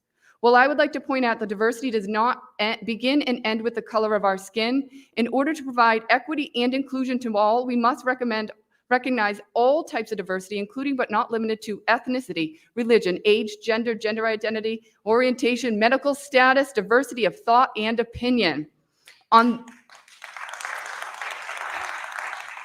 these grounds, I motion that DESE guidance be rejected in its entirety, which I understand that's probably something you can't do, but we need to fight back.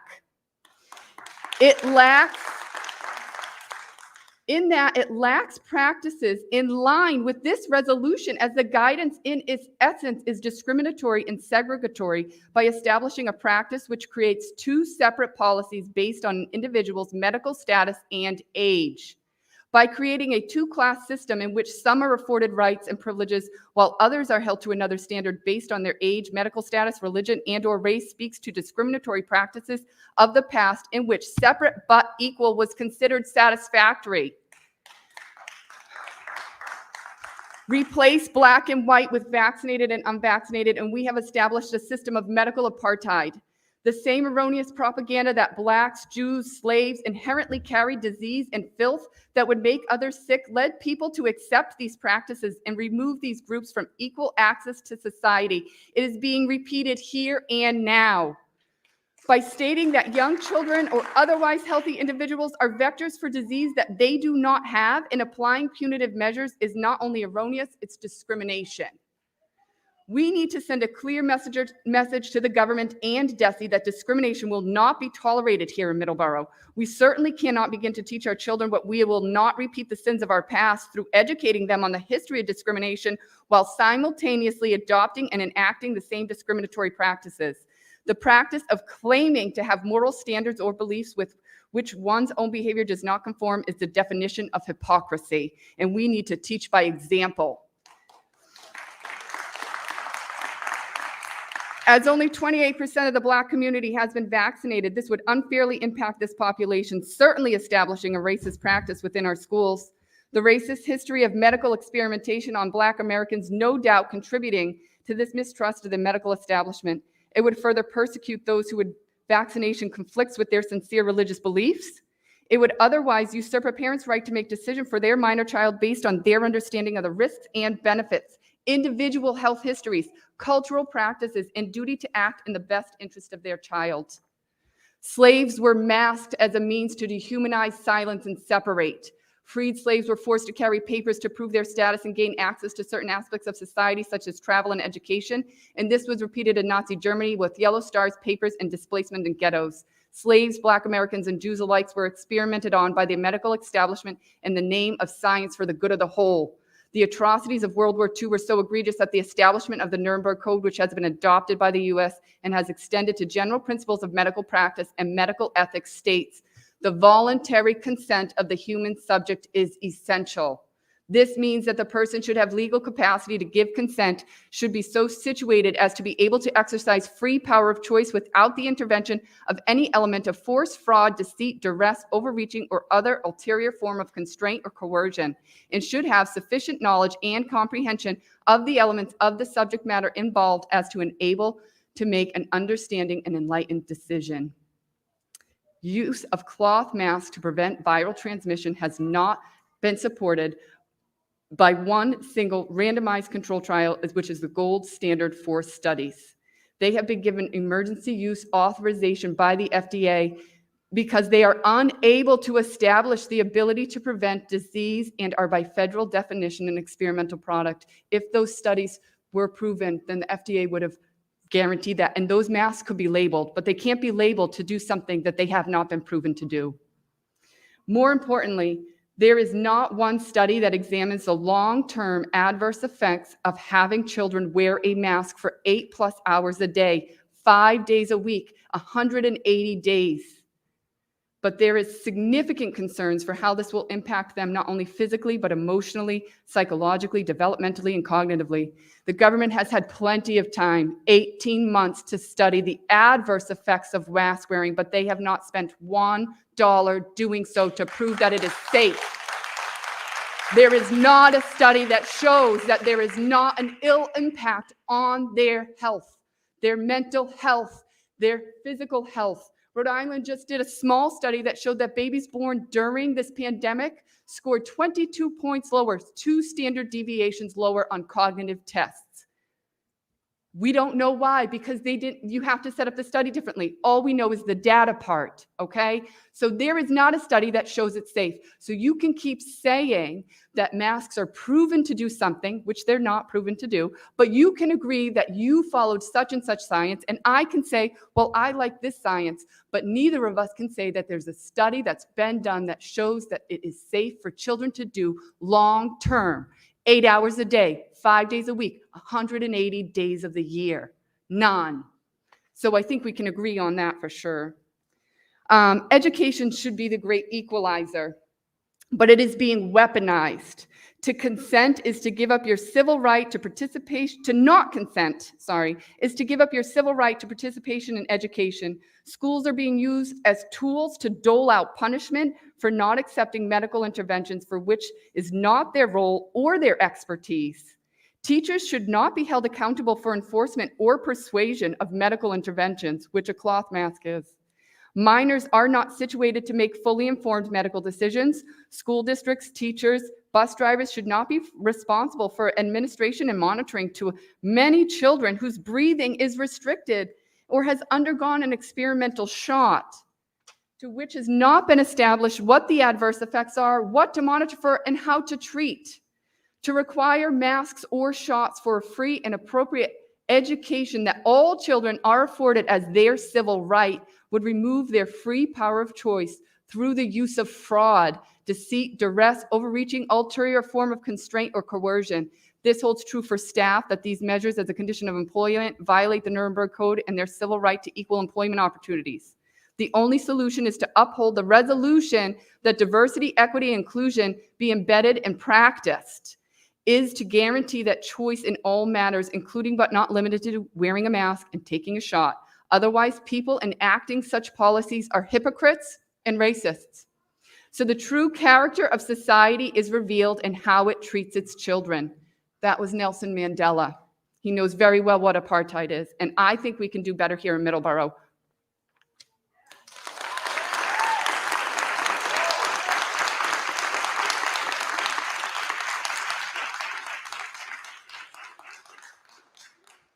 Go right ahead. Dave Doherty, Whispering Pines Drive. It's funny, I got up here to say this before that, but Nuremberg, racist, apartheid. I'm sitting over there in the corner, I'm looking at all the administrators. I've been involved in the school system for 15 years with 4 kids in the school system. I just hope all the emotion here tonight can stay here tonight, and that the bus drivers, the principals, and the teachers can be left out of it. And I'm asking the people that are very emotional tonight that we not involve the bus drivers and push the issue, that we not try to push kids into the school with masks. There's a mandate that's being talked about right now. Don't put those people who are doing a great job in the middle of this. Keep it with the school committee. Keep it with whatever other methods you need, but I would like to leave these folks out of it. That's all I have to say.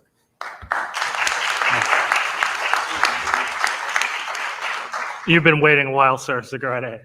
Yeah, it's all good. Walter Siciliano. I just wanted to say a couple things that, if we look back over the last 18 months and you go from the beginning, it was, all right, we need to all kind of go home. We got to figure this thing out. We need to stay away from each other, right? And then over time, I got a lot going on here. So stepping back, the main thing was, let's make sure that the hospitals can handle the mass rise of people going in there when they're getting sick. So they need to make sure we had PPE there, and what was the other? PPE and all the ventilators, right? So the ventilators, we needed a lot of those. So we have all those now. And here we are to the present day, and science is showing that the vaccinated people can still be infected with variants, or potentially it was even the original COVID, if it's still around. So those are science facts that you can still get infected if you've been vaccinated, and you can still pass the virus on, right? So when you start talking like October and things like that, what does that really matter? There's no way to stop this virus. We have to learn how to live with it. So if people that have, weaker systems, whatever the issue is, whether they're adult or child, is going to have to learn to live with the virus. It's not going anywhere. Does that make sense? It's not going anywhere. So we have to learn how to live with it. So why does October matter? Why does employment, want to push people to go get the vaccine?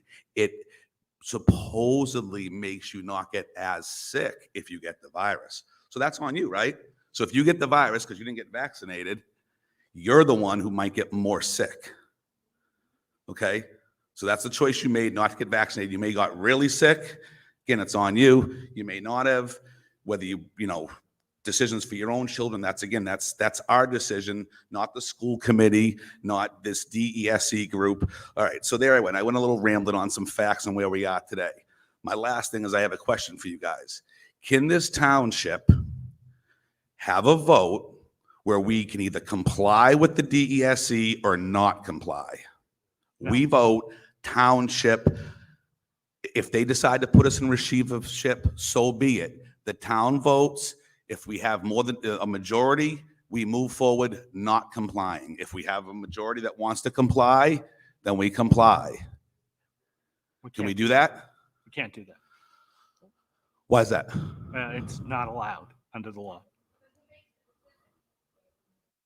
You can't, Laws can be rewritten too, right? it would have to be written at the state level. It can't be written at a local level. So basically, right, in our taxes that fund the state level, I don't have a right to not pay taxes. I have to pay taxes, right? Right. But we don't have to do what they're telling us to do. We can make our decision here as a township and live with it. It doesn't work that way. We can make it work that way. Why don't we vote? We can't vote.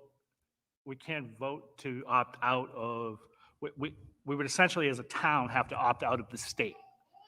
Okay, let's do that. Well, there's a process to do that. That doesn't. No, but for real though, we can't just sit back. There's people on both sides here. I understand what you're saying. And they're passionate on both sides, and we need to be respectful to everyone. But at the end of the day, the virus isn't leaving us, and October means nothing other than people get more aggravated again. So just to be clear, and to put it as simple as possible, what we're doing, so tonight it has nothing to do with vaccines, okay? It has nothing to do with the vaccination rate, has nothing to do with that. It has to do with the mask policy. Just to be clear, the commissioner we vote sent on it? out the mandate today. So right now for Middleborough, there's a mask policy. Everyone has to wear a mask. That's it, starting tomorrow. But then can we vote you guys out? When can we do another vote on the school committee so we can have the people stand up for us? Again, you have all options, right? Yeah. Can we do an And I emergency appreciate that. meeting? But you can't do that. Even if you put it in a school committee, they couldn't do it. Oh, so we're just gonna have to just take it on the chin here. Yes. And unless the state legislature decides an alternative path. Okay, is anyone putting pressure on them? Because I know there's no way for me to do it. Well, I've already written my legislation. They don't even reply. I've written the governor several times. He doesn't reply. So you guys are the next body that we need to just stand up for us. Or we could have a vote Thank you, Mr. to Chair. maybe get you guys out and someone that will. I'm going to speak for myself, and I think Teresa just said the same thing. We have. So we have gone to our representatives, we've voiced our concerns, we've voiced our opinions, we've voiced your opinions, we've presented them with facts that we've been given, at least I have. I don't want to speak for what Teresa's conversation has been with them. So I would encourage you guys, because this is not our doing. This is something, it's a law that we have to follow. Our opinion, our voice, our coming to you and saying, no, we're not going to wear a mask is something we cannot do. So if you feel that you don't want your kid to wear a mask, you do want your kid to wear a mask, want them to be vaccinated, not vaccinated, whatever your choice may be, you can voice your concerns to us and we will listen. That's our job. That's why we're here.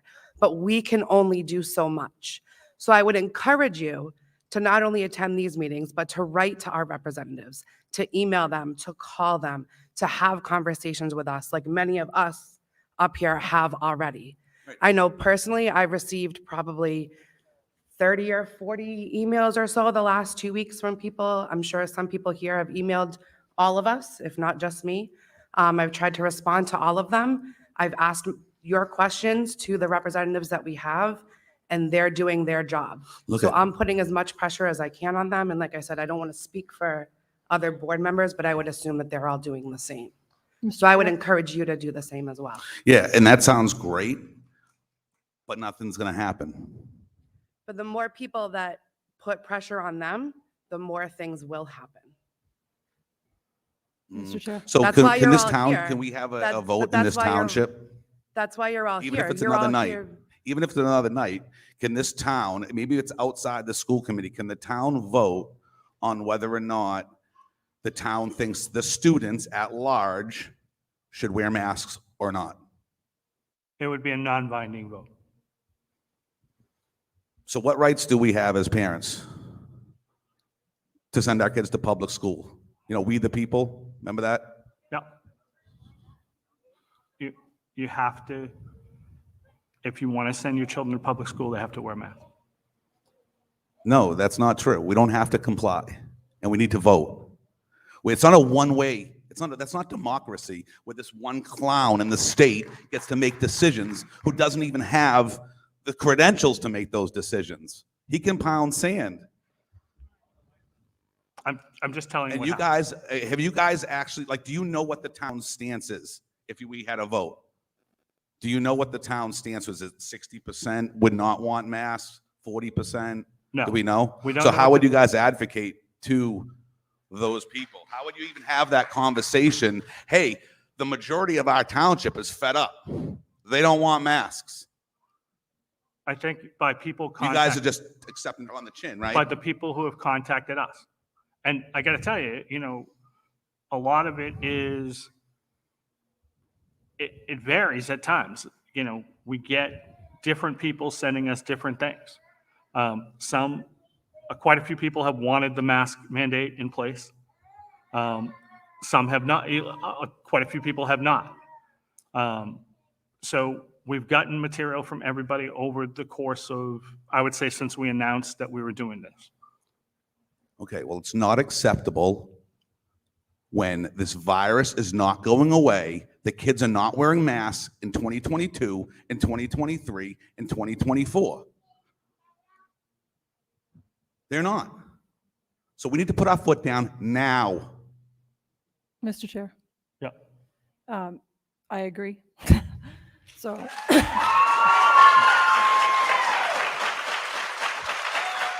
Let's pick up the phone call. Let's pick up I the understand. phone. Sorry, Teresa. go I ahead. understand that I personally cannot change the mandate, and I understand that that's not going to change anything tonight. But if I had a vote, I would vote against it. And the reason I would vote against it is mainly because they're tying the vaccination rates to the masks, and I will not support anything that pits people against each other. This is, what are we watching tonight?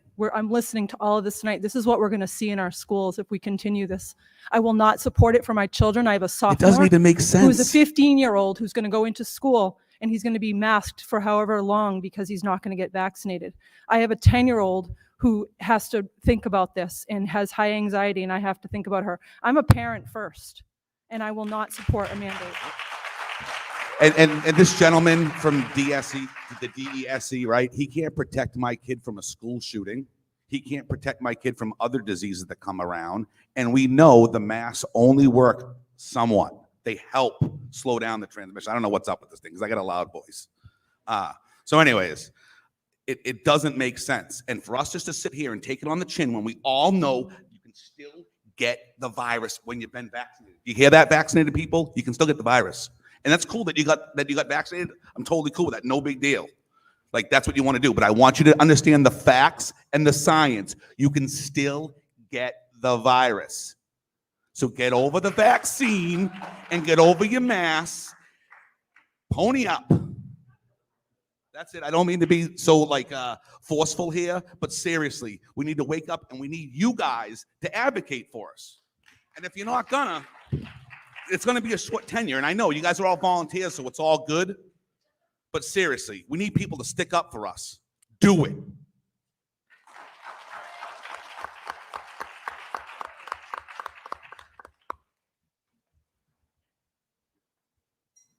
Hi, Nick O'Rourke. I live locally on Wareham Street. So one thing, I'm vaccinated and I know I can still get the virus, thus the mask around unvaccinated people. That's pretty common sense. We all know the risk is not a cure, it's a vaccine. We're not here to talk about a vaccine, I know that. Just humor me for a second though. Has anybody here ever had smallpox? Show of hands. Not the same. But in 1905, there was a Supreme Court case, Jacobson v. Massachusetts. It was about a smallpox vaccine that Jacobson said violated the Fourth Amendment of the Constitution, that you have a right to make health choices for yourself. And it was decided that no, you don't. Not when the public health is at risk. There's actually a statement that was made from one of the justices at the time I'd like to share. He said that such action had a real and substantial relation to the protection of public health and safety. Liberty secured by the Constitution of the United States to every person within its jurisdiction does not impose an absolute right in each person to be, at all times and in all circumstances, wholly freed from restraint. There are manifold restraints to which every person is necessarily subject for the common good. What I find really disturbing is one, that a lot of us here don't seem to get that, and two, that common good is the lives of children. Stop, please.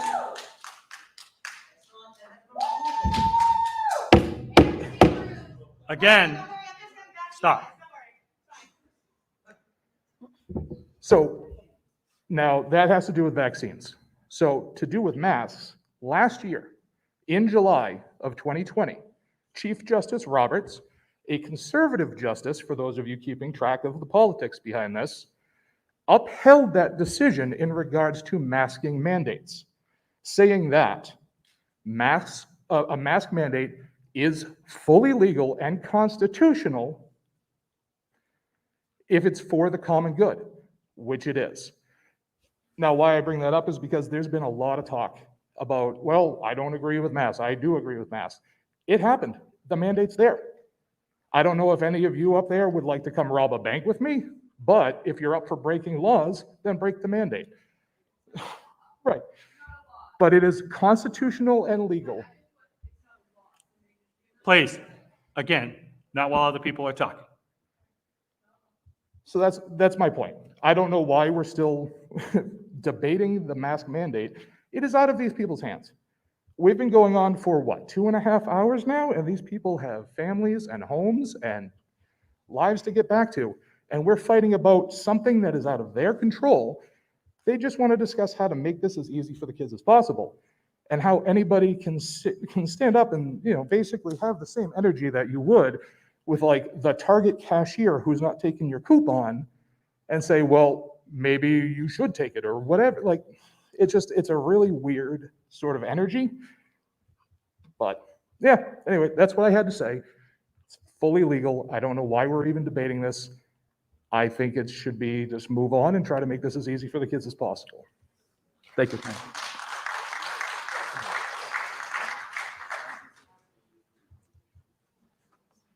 Hi, I don't want to take up any more of your time tonight. I just heard some really disturbing things, that the vaccine doesn't work. It has been proven in every study that it's 90% effective. Yes, it doesn't save everybody, but it does make the virus less serious in most people. I have 5 grandchildren, and I'm just disgusted with people who say that, oh, the kids don't get it. Yes, they do. Look what's happening in Florida and Texas right now. There are kids in the hospital filling up hospitals in Florida and Texas because they're not vaccinated. And Middleborough is the Florida of Massachusetts. We're the lowest, well, in the bottom 5 of vaccinations. So we're due. Well, you think that's good, but when the kids start going to the hospital, then you can give me a call. This virus, I agree, this virus is not going away because it keeps on mutating and it's new variants all the time. And if we think by not getting a vaccine and not masking, that's going to help, it isn't. It's going to allow the virus to spread, and there are going to be new variants, and there's going to be eventually a variant that the vaccine doesn't cover. It covers this one to a great extent. And I wish you would bring the hammer down on these people that cannot let people speak. I have to hear comments from this guy over here and this one down here. I wonder if he's some kind of a medical expert, and I think that's what you should do. Well, Stop. so Stop. the school committee should bring a medical expert to these meetings so that they can explain what's going on. A real medical expert, not somebody sitting in the crowd that watches Fox News or something. I want a medical expert that comes before the committee and comes before the public to give the facts. There's no reason that we should listen to this baloney on both sides. I want to hear the facts on what's going on. If you can tell me there's nobody up there qualified, I'm not qualified, that she's not qualified, no one else in this room is. There are experts in this field. We are an hour from Mass General. I can get somebody down here tomorrow. If you want to get some experts in this field, then let's bring them in. Let's not listen to all this baloney from all these people that don't know what they're talking about.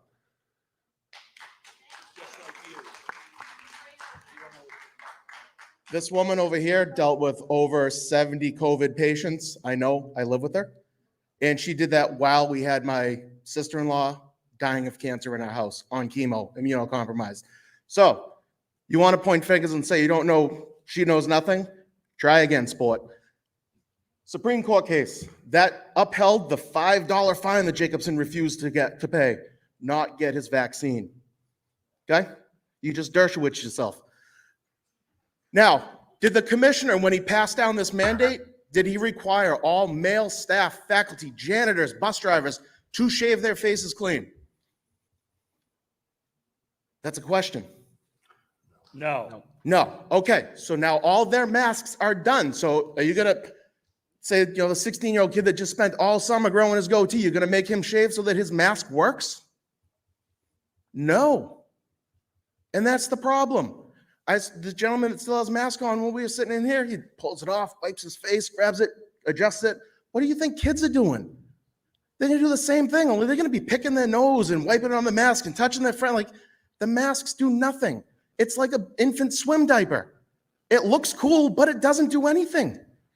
And it's been proven. And the fact, the woman that said the page 9 on DESI, you can refuse, you absolutely can. Federal law says anything under EAU authorization, you have the right to refuse. That's fact. So the masks, you can't send a kid home if they show up without a mask. Because they are EAU authorized, they have the right to refuse. That is why the military is not shooting any of the soldiers up with this one and only vaccine. EAU, they have the right to refuse. Just like my AAU baseball charter, they were told 4 times they're going to revoke it because I refused to mask my kids.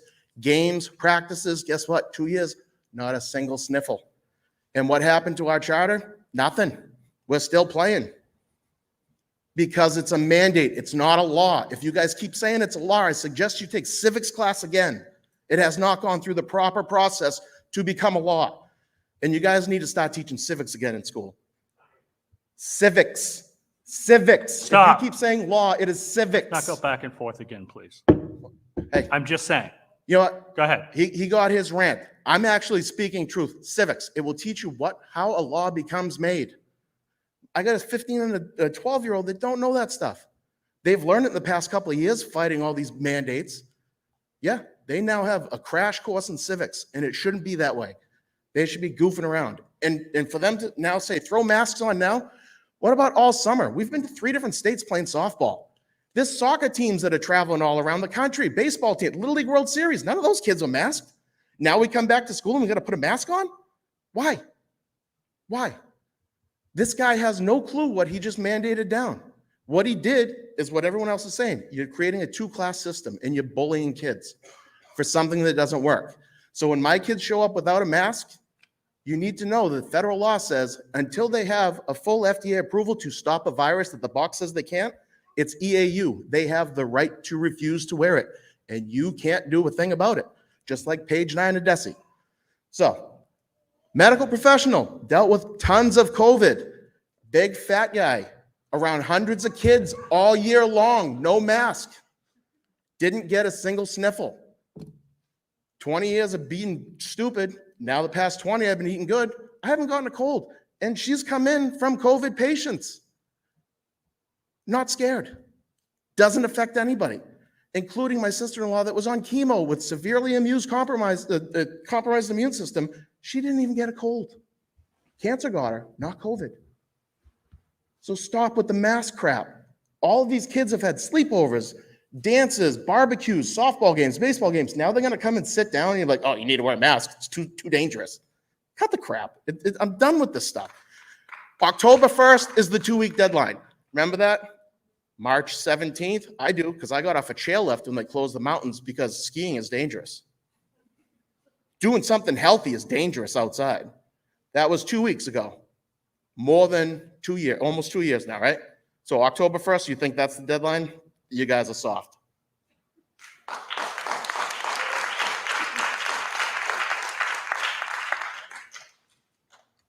Hi, my name is Heather Lee Bowens. Just a couple things that have already kind of been reiterated, but you know, I'm totally okay with if you want to vaccinate your kid or if you want to mask your kid, that's totally up to you.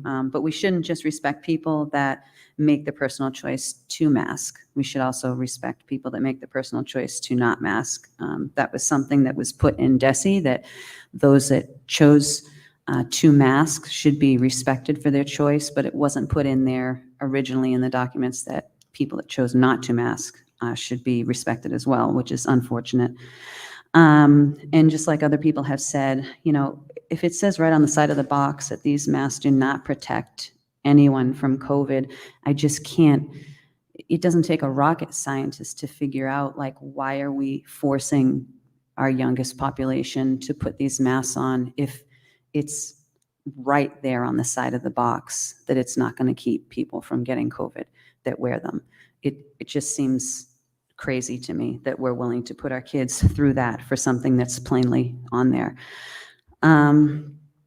My son has a disability. I don't want to speak for all families of disabled children, but we fight for exemptions for our kids. We make sure they get exemptions. So that's really important. One thing that is very sad, though, is that my daughter, she could get an exemption for the level of anxiety that she has about this, but she won't, even if she has an exemption, because she doesn't want to look any different than any of the other kids, because she has seen kids get made fun of and get bullied just for the kind of mask they're wearing, not even necessarily not wearing a mask. And she won't even, you know, make herself feel better with her anxiety by not wearing one because she's afraid of that. With that being said, my son, who had a medical exemption last year, every day came home from school with a mask on. They put a mask on him in school, even though he had an exemption to not wear one.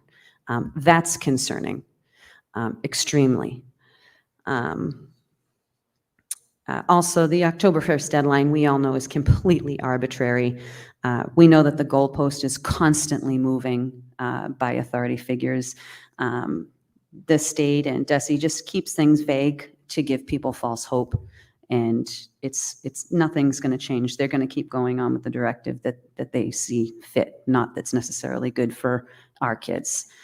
I also just found out today that the MIAA, just to let everyone know, that they will be requiring masks on our kids for any fall sports that practice or game inside, in case people didn't know about that.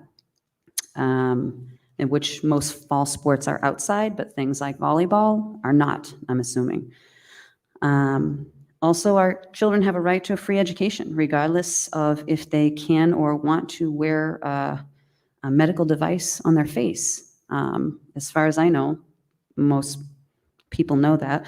And I really hate when people keep bringing that, you know, is it okay for one kid to die? You know, this thing like that. But you can do that with anything. You can literally say that with anything. So people should stop utilizing that to try to make other people feel badly. I mean, the flu typically kills 100 kids a year, and no one's yelling about masks every single year when 100 kids a year are dying from the flu. I've heard no one ever say that. Right. Now, we homeschool, my family as a whole, and I'm so happy and lucky to be able to do that. We do utilize the school for sped for 2 of my kids. What people were doing last year, as one woman came up, is not homeschooling. It was crisis schooling. These people did not want to have to do this, and they were put under immense pressure, and it was really unfortunate. Homeschooling is not as hard as most people think, and if anybody wants to talk to me about it, please find me or message me. Homeschool families in our town are more than happy to help others that are looking to strengthen their own families by homeschooling. So again, my name is Heather Lee Bowens, so if you need to talk to me about that, please do.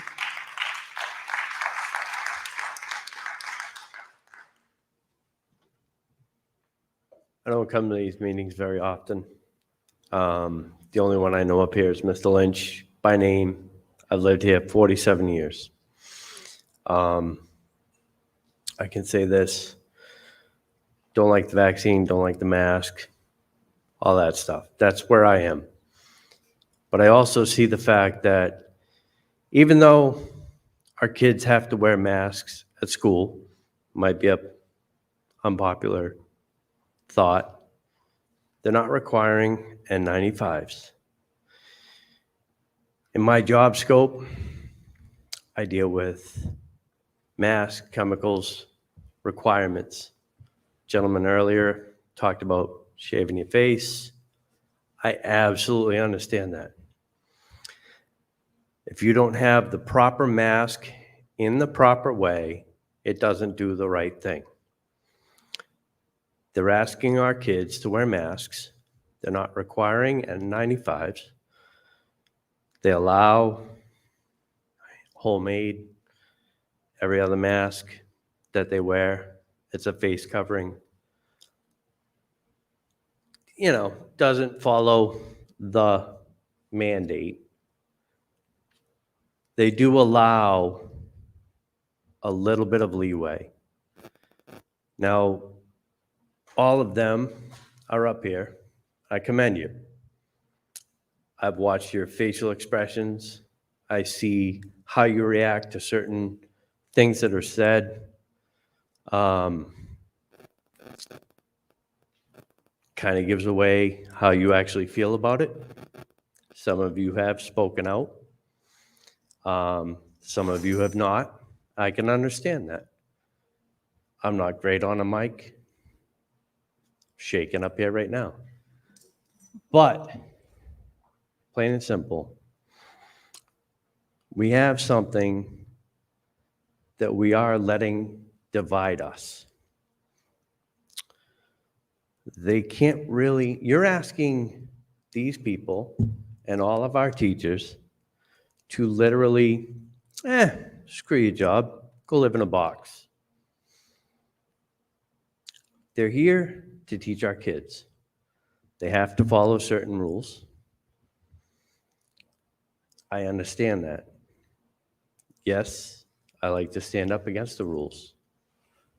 But I also understand you have to kind of play the game. Whether it's politics, whether it's anything else, we all have to play the game. And we all have played the game. We've gotten flu vax, we've gotten polio, it was spoken about before, many other. We've done it. This one is new. This one came upon us. This one became so political that many people just got on their own side. I'm on my side. I know where I am.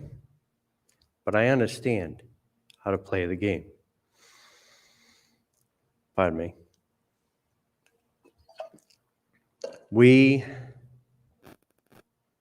have to do what we have to do to survive. We have to do what we have to do to get by. We have to get out, vote. We have to do everything that we can to speak up our sides. That's what we're here to do tonight, but we can't smash them. Because if you have watched, or if you do watch their faces and their expressions, I'm pretty sure they're kind of on the side of no masks, but their hands are tied. Do they give up their homes? Do they give up their lives? Do they give up everything that they have built themselves to be because they don't agree? It's a hard fight, and it's a hard fight for everybody. We can all be hypocrites. We can all say, you should give up your job. You should give up your position. You should give up your thing if you don't believe what we believe. But would you do the same? Are you going to go, hey, my job's requiring me to wear a mask. I'm not going to go into work today. I'm not going to take that job. You have to make that choice with discretion, because if you don't, then we all fall apart. We're all living in boxes. We're all nowhere. Then our kids don't have houses, don't have roofs, don't have education. So we have to give them, and I'm not going for or against masks. That's not what this part of it is. We have to give them the ability to do what they can do, what they're allowed to do, to keep their jobs and their lives, but also provide education for our kids. We all make those choices.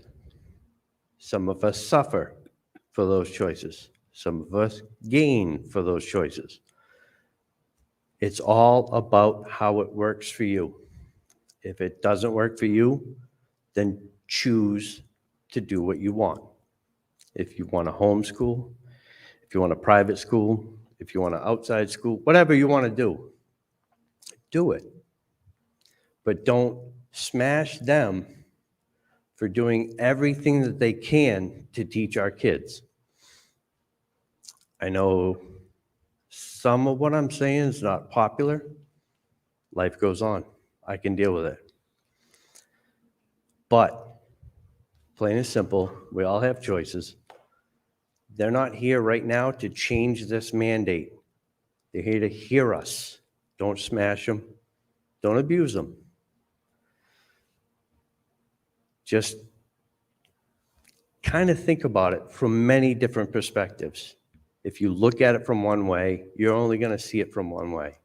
If you look at it from multiple versions, multiple views, you will see different things and different aspects of how this all works. With the voting and all that stuff that he was speaking, there he is over there, speaking about earlier. Yeah, we could vote you out if that was the thing. But then what happens? Then we get a bunch of guys that do the wrong thing, or do this thing that we don't agree with, or do this that we don't agree with. What we have to do as a community is get behind the people that are in place, push to them what we believe, and hope, because we put them there, that they will push that forward. They can only push so hard. We can only push so hard. Each individual only gets a little bit. If we all join and we push and we push and we push, we might get it. But don't smash them for not being able to get what we want. That's all I have to say. Thank you, guys, for listening. Thank you. Scott Bradley. Oh, I got to move it up a little bit, I think. There we go. Just a couple things. This is the first time I've been in the school since it's been built because no one was really allowed to come in last year, and you guys did a great job. It's very beautiful. And I just wanted to thank you for that. Before I don't thank you. Whether a student should be disciplined for failure to wear a mask is a local decision. So I would like to know what your decision is going to be about that. Because it seems to me that the decision whether to discipline is in your hands. If you don't discipline anybody for not wearing a mask, then what can happen with that? My daughter's going to be a senior in high school this year, and I just hate, she spent her whole junior year with a mask on, only had half of a sophomore year, basically.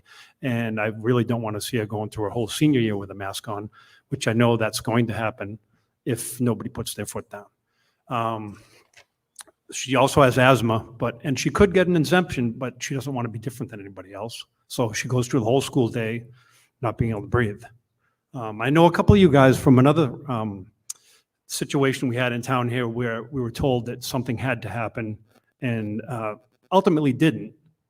Not really by our choice, but we had a backbone at the time. And I'm not sure where that went. And I know this, I'm not saying you don't have a backbone.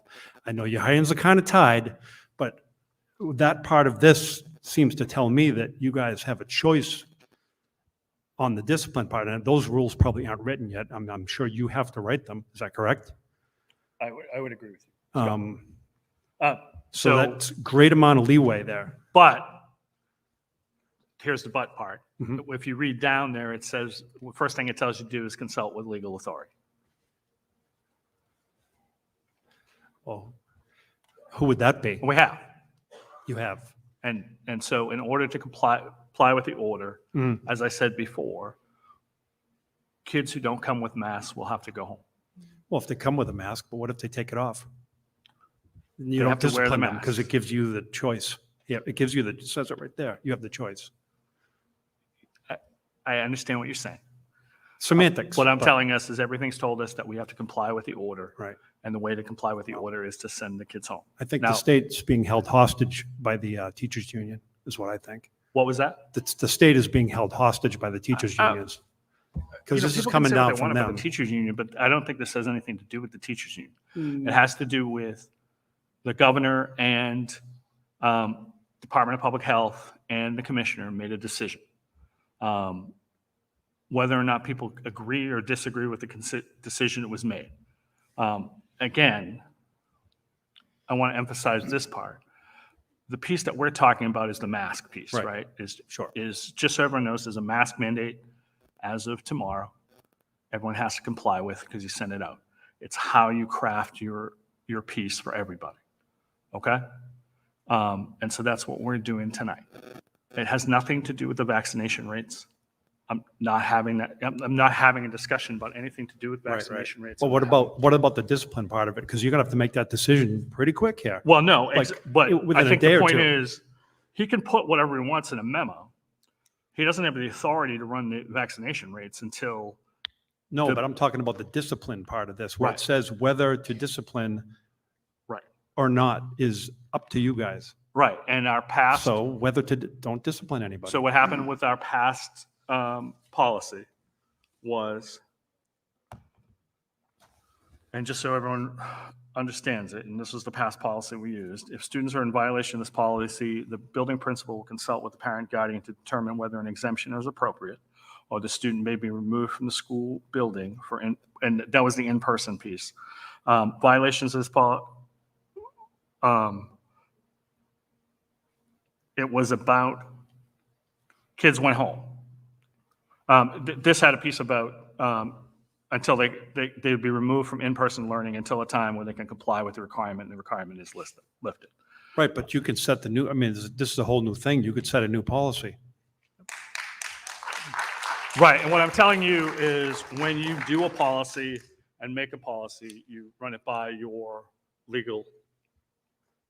get a legal But it opinion. says whether to discipline is a local decision, whether. Right, and what I'm telling That's you the is word. when Whether we- means you can or you don't have to.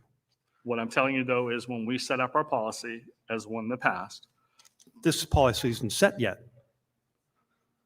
no, the policy says about, I know what this says, but what I'm telling you is when I run by our lawyer what a policy should look like, she comes back with the idea that it needs to send kids home. To comply. But you don't have to vote on, you could vote to say no to that. I would disagree with that, Scott. Because if you're gonna not listen to your lawyer, then I think you're in trouble. Well, but who's going to, as the state, have someone here watching you? I would say there's gonna be conversations from the state about how you're applying your order and what you're doing, as there are with other orders. I'm just saying, that's my personal opinion, Scott. I think you have a lot of leeway that you could probably work with. That's all I'm saying. Thank you, Scott. To make some people a little happier, I said it's probably more of a majority of the town that would rather not have masks, I would say, knowing Middleborough very well. Mr. Chair, Sure. I would say the whole town doesn't want masks. Well, I'll be honest. No, but you know what I mean. Yeah. The whole town doesn't want masks, but there are a lot of people that are, and I agree with them. Too, if you want to get the vaccine, if you want to wear a mask, be my guest, please. But if you don't, I think you should have the option, and not just because you have asthma and you have to breathe through the mask all day and choke, which is what my daughter's been doing for a year and a half, but because you don't want to, because you think it's not, for whatever reason, I think whoever made this decision, I know it's not you guys, but anyway, I'm done. But thank you for Thanks, Scott. entertaining my.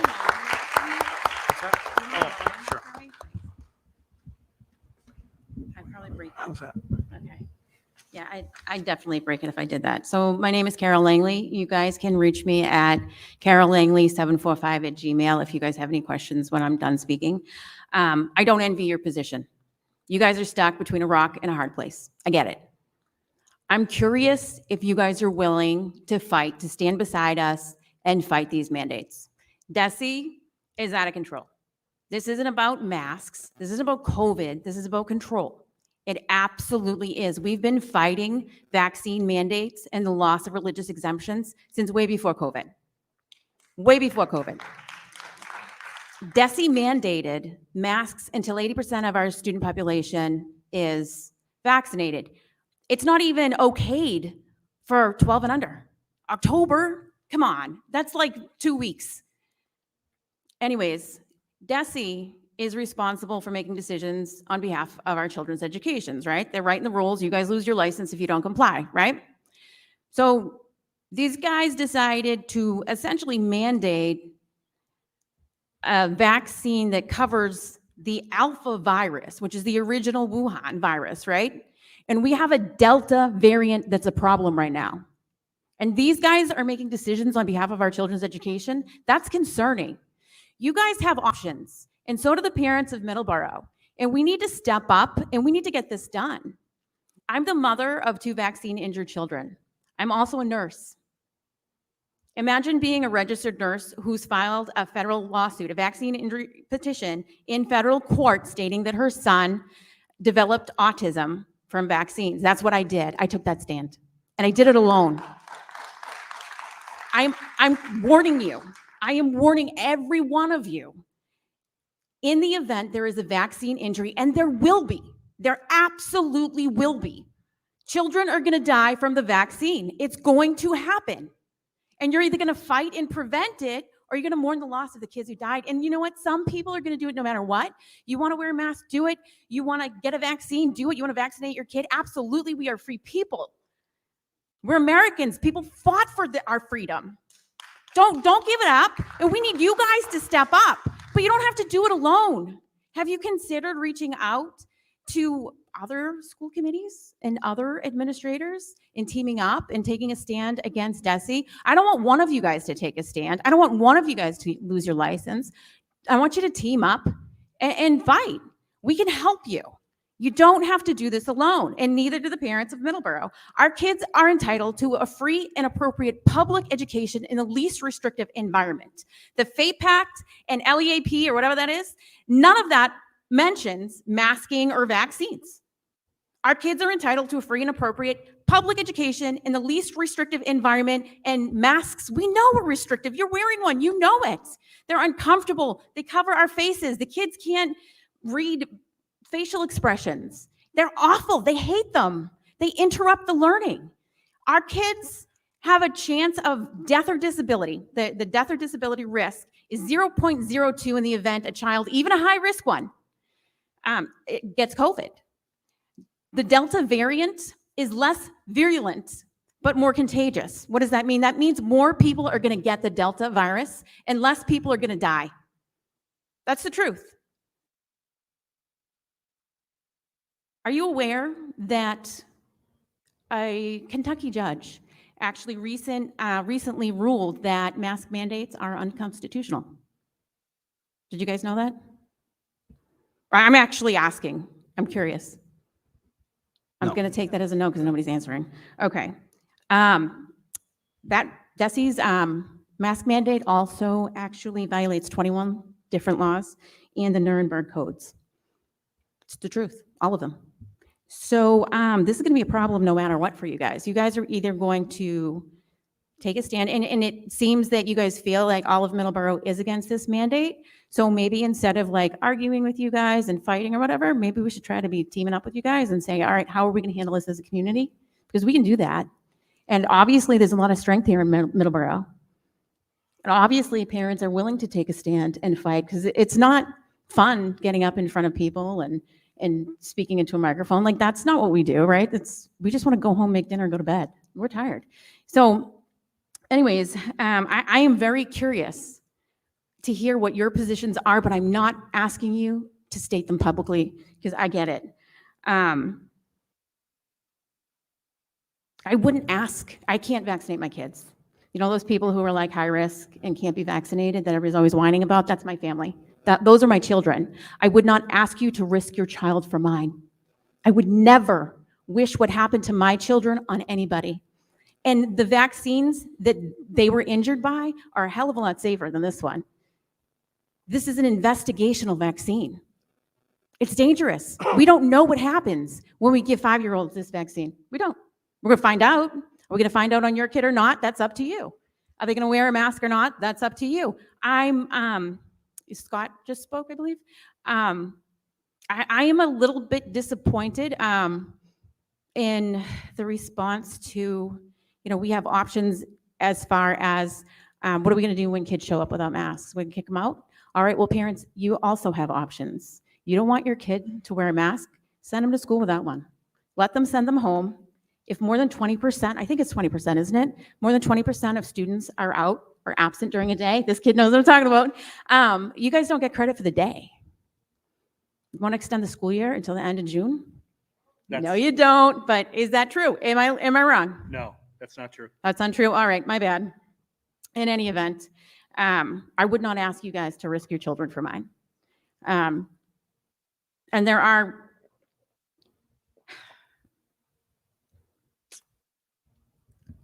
I hope you'll stand up and fight for our kids. I really, truly do. I encourage you to do so. I encourage the community to reach out to the school board and really try to work together, and let's take a stand. Let's get the different public school boards together, those who are willing to take stands, the individuals who are willing to stand and fight beside us. Nurses, we have liability insurance, right? You guys have insurance too, or surety bonds, right? Right? I'm asking. What's the question? What was the question? Sorry. Do you guys have, like nursing, we have malpractice insurance and you guys have surety bonds? Yeah, we do. Okay. So, and it's kind of, it's not really equivalent, but kind of. You guys are going to have to fight no matter what.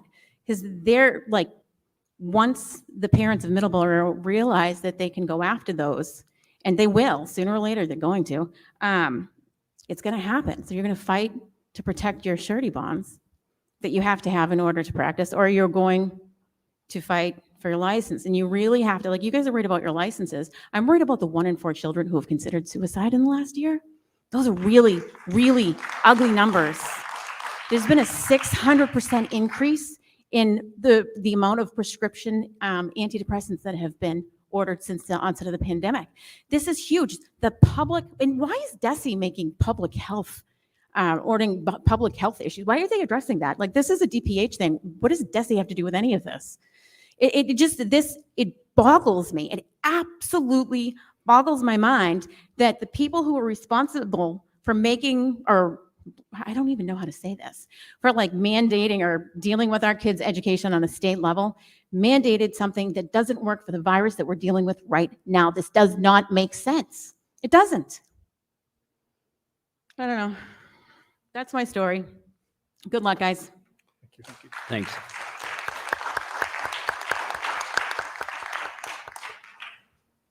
Good. Hello, thank you for being here. I'm also shaking. I would like to know more about how the decision is made to do testing, pool testing, rapid testing, and how that decision is made, and what the protocol will be if that's decided already. You want to talk about the good? Yeah, I can speak to that. Sure, thank you. DESE has a policy where we can do instant testing, and if students have close contact, and if they test and they're negative, then they can stay at school. There are pool testing pieces that are also in place, but we are not participating in that right now. We are simply participating so that we don't have to send, if we have close contacts, so we don't have to send all those kids home. Sure. We can test them quickly and with parent permission, test them quickly, and they can stay at school if they test negative. If they test positive, they have to go home and go through the process of getting a more detailed test. That's how I understand it right now. Those applications were just due in last Friday. We did put an application in last Friday, and we did hear yesterday, our coordinator of nursing is here. We did hear yesterday that we were accepted into the program, which is basically the test and stays program. The alternative is, according to the Department of Elementary and Secondary Ed, we would have to participate in contact tracing. Those students would have to be sent home. So this is an alternative. What this is going to do, this instant test, is going to allow us to keep kids in school if they test negative. And thank you. And so the parent would have the option. How would someone either sign up for that or withdraw? What does the process look like for that? I think what will happen as it happens, you'll be contacted as a parent saying, would like to test your child with this instant test. If you decide that's not the case, then your child will have to go through contact tracing protocols. Okay. And thank you very much. And what is the, are there any applications to apply to hold vaccine clinics at school once the vaccine is approved, and how will that work? We don't have any vaccination scheduled, but you could walk into any pharmacy in the community and have a vaccination.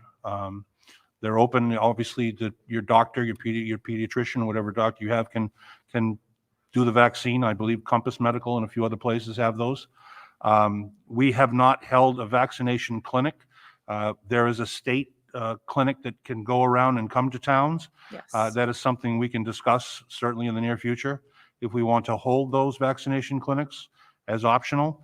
We have had the bus in town. The vaccination bus has been in town, Middleborough, twice, I believe. It was an opportunity also for anyone to go up and get the vaccine. So we'll continue to be vigilant about that. And so there would be an additional meeting to discuss if that would be an option and what the protocol would be for that. I think if we held a vaccination clinic, that would just be an announcement that we would be holding a vaccination clinic, but it would be something that would be optional for students and optional for parents. It would most likely be on a weekend. And again, it would be something that if you want to show up to it with your child or yourself, Sure. then you could do that. Okay. But it's not, it would never be a requirement from the school system. Okay, and that won't be held during school hours at the school? No, I wouldn't say we're going to do it during school hours or Okay. we'd do it, it would be after school hours, yes. Okay. I'm just curious, as many people may know here, there's a law being heard by Senator Rebecca Rausch to change parental consent and the age in which someone is, the right words to use, qualified to make those decisions. And so I have just concerns about children that are at risk that way. For instance, if someone had an anaphylaxis reaction, and if this bill does pass and the parent isn't informed, there's no liability with that. What would happen? That's my concern as a parent. That would all be conjecture at this point, ma'am. I'm not familiar with the law. I have not heard about that. That's not something we would even deal with at this point. Okay. Thank you for your time. I really appreciate it.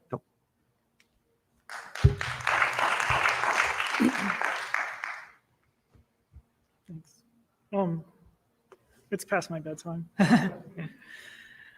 I promise I'll keep this short. I actually threw out what I was originally going to say as I heard people speaking here.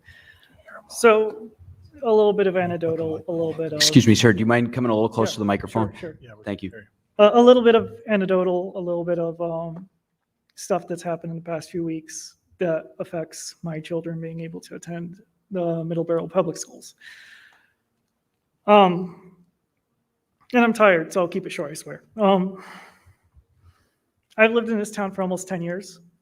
I've been mostly pleased with how Middleborough has been accommodating to my kid.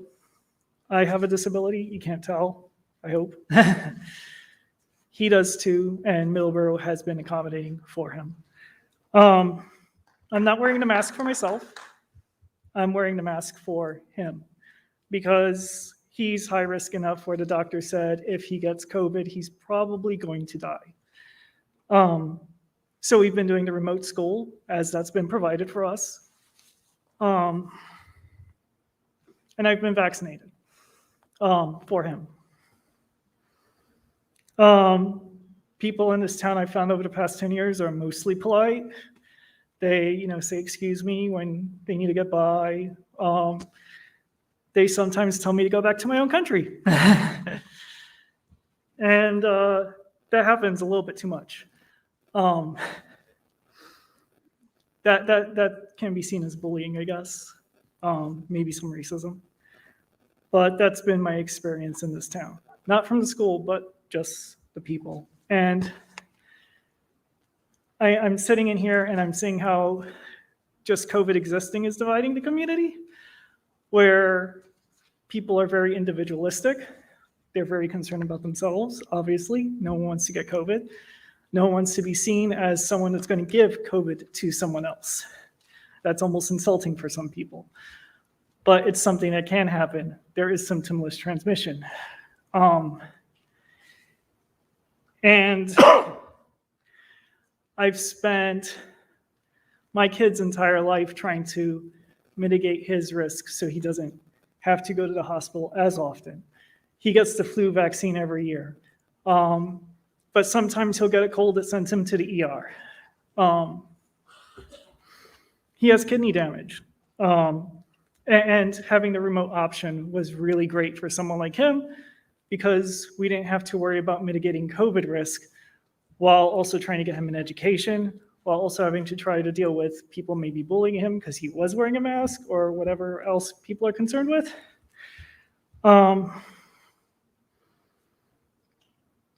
Anyway, I have PTSD.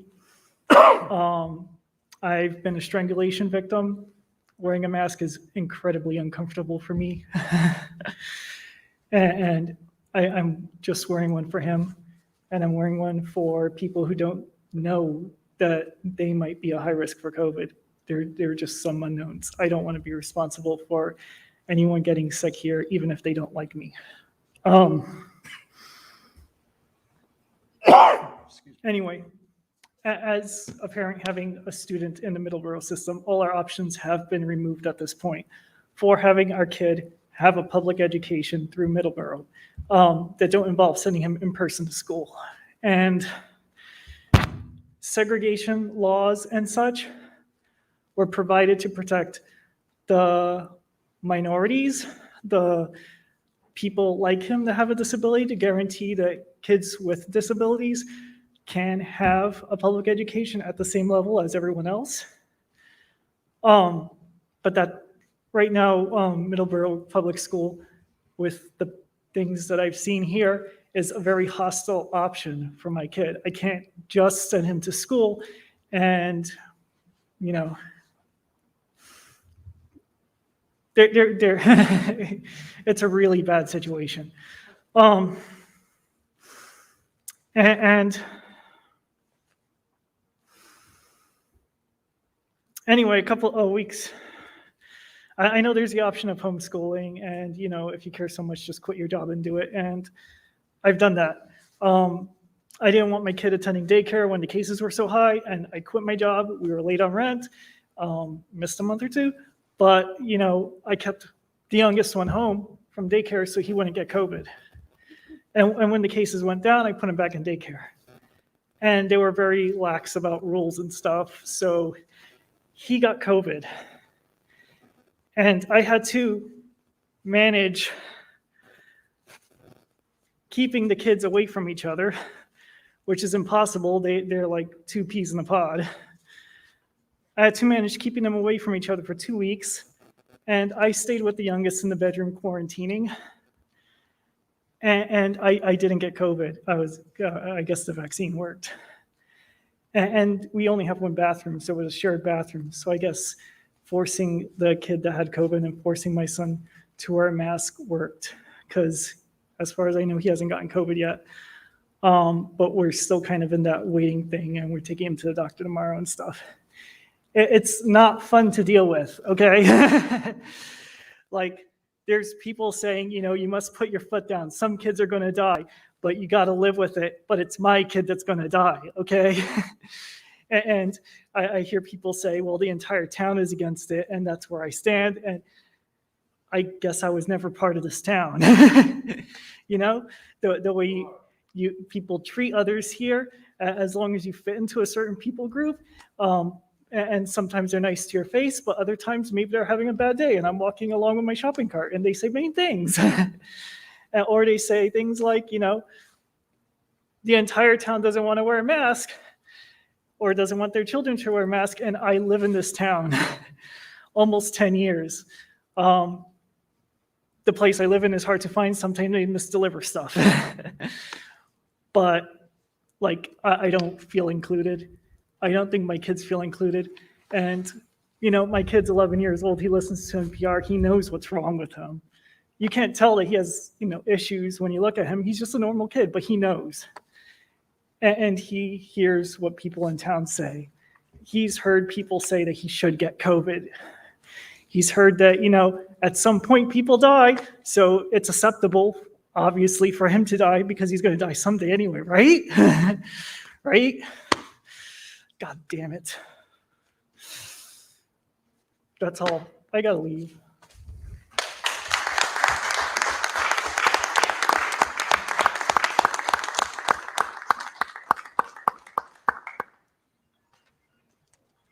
I'd say he's part of Middleborough. I hope he doesn't feel unwelcome.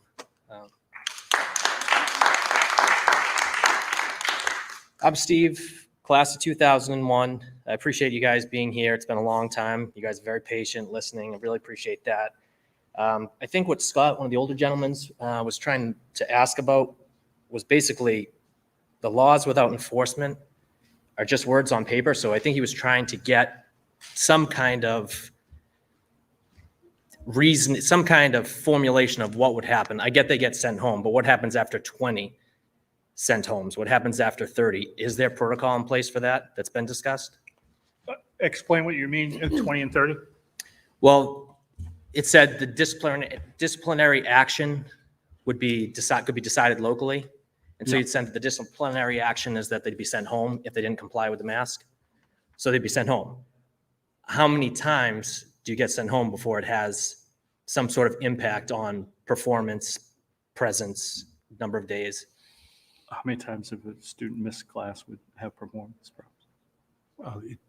The idea is for the building principal to work with the parent to try to get the child to stay in school, whether it be a medical documentation or a sincere religious belief. There can be an exemption. Not for mask.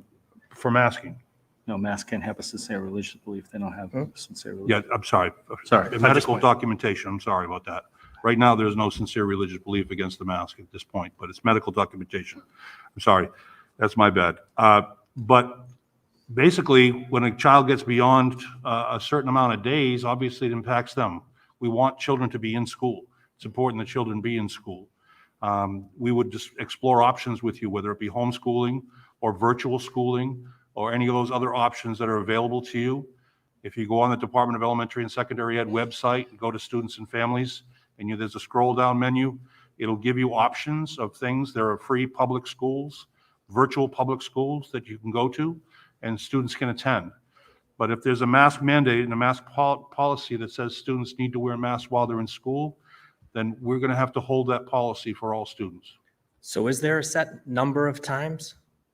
The days that you can be sent There's home? a set number of times. Generally, I believe it's, I'm going back to my principal days, but I believe it's 16 days, 18 days,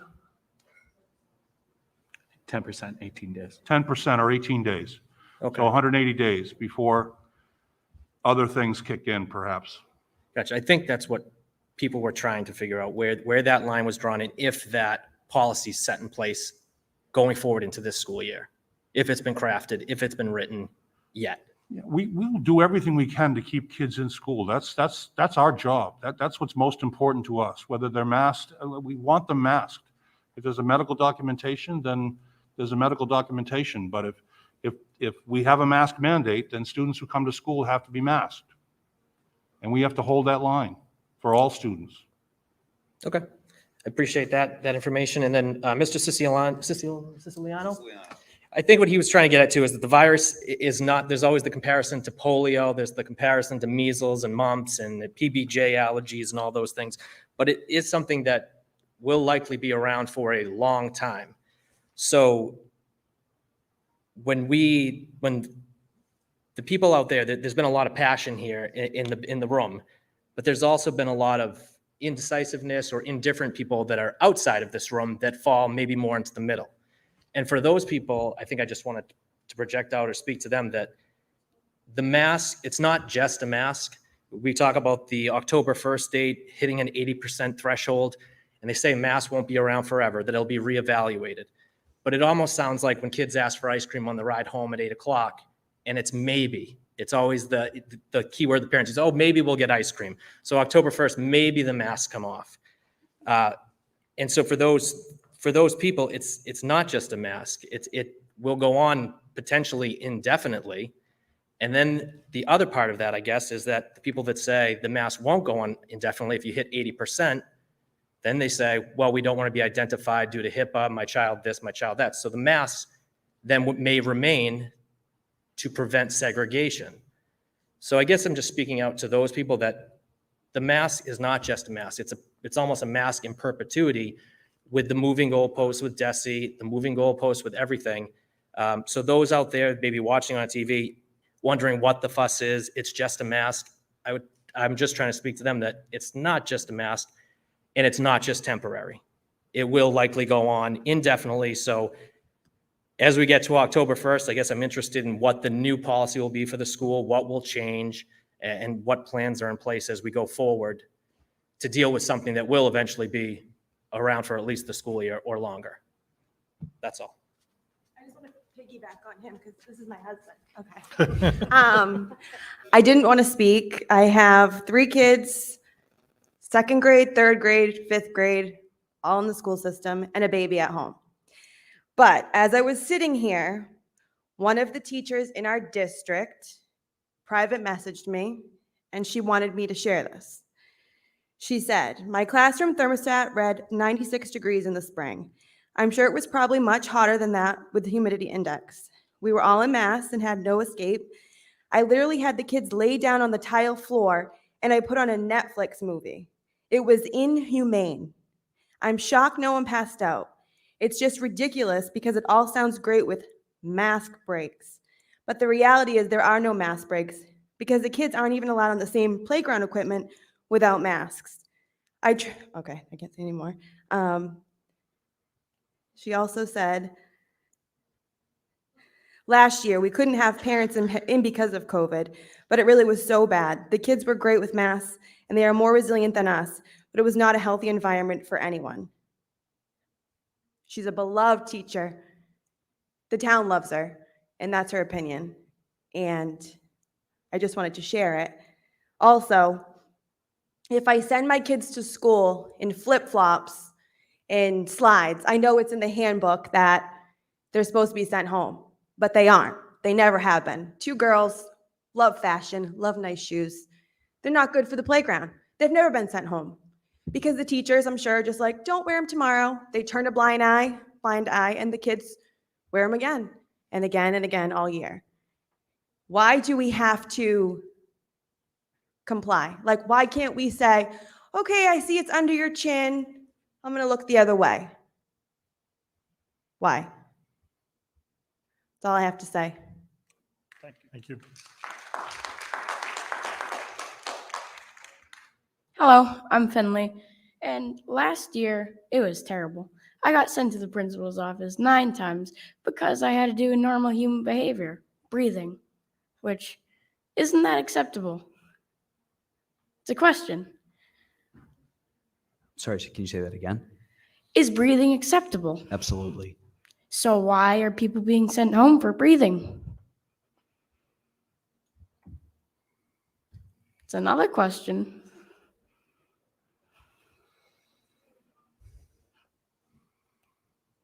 No answer. I guess I'll bite, I guess. I don't feel bad at all for saying that. I think the reason that people are sent home for not wearing a mask or for wearing a mask that doesn't prevent the exhaled particles that kill other people, I don't see that as being a negative. But I would also like to say I really appreciate you being here and you speaking your piece on this. And I think it's really important to hear from you who are being directly affected by it. I also have another question. If someone else is masked and I'm not, and they're afraid of getting COVID from me, even though they're masked, does that mean their mask does not work?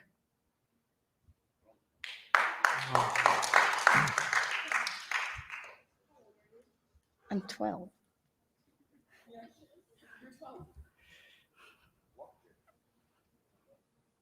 Still another question. Sure. I mean, I think the reason why, and I think the particular study I'm going to look at is Bazant et al. Right out of our own MIT that shows that, and I'll clarify if that's the correct study or not after this. I'm sure someone will tell me, but the efficacy of masks to prevent the transmission of this increases when both parties are wearing masks. It's never 100%. I don't think anyone would make that assertion. So why do we have to wear masks if it's not even 100% at all? The idea is you're not eliminating it completely, but you're lessening the rate of transmission. You're slowing down the transmission. And one thing that my personal feelings on this, I think the schools are being unfairly targeted for measures. Thank you.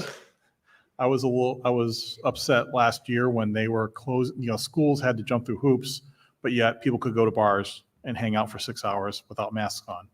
So I think it's unfair what they're doing. I agree with that. Okay, and I agree with what you're saying. I think the key thing that I saw yesterday morning was 70% ICU bed capacity. I believe that's what's behind this. Okay, it's the amount of beds that are being used, intensive care unit for the state is up to about 70% now.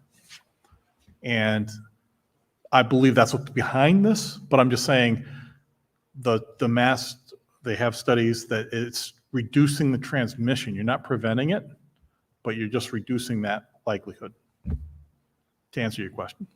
All right. But if it's just reducing it, you can still get it. And with a vaccine, you can still get it. Yeah. So what's the point of getting either? Oh, I can answer that. So my wife went to the hospital with COVID and she had a fever for 2 weeks. She actually had to get treatment for 2 days in the hospital intensive care. So I know something about this. The vaccine never said it was going to prevent you from getting it. That was So why never get the it? case. There's more risk in getting it No, than what the actually- vaccine does, excuse me, okay. The vaccine does is it lessens the effect of what happens when you do get it, okay? It lessens the symptoms. It doesn't prevent transmission.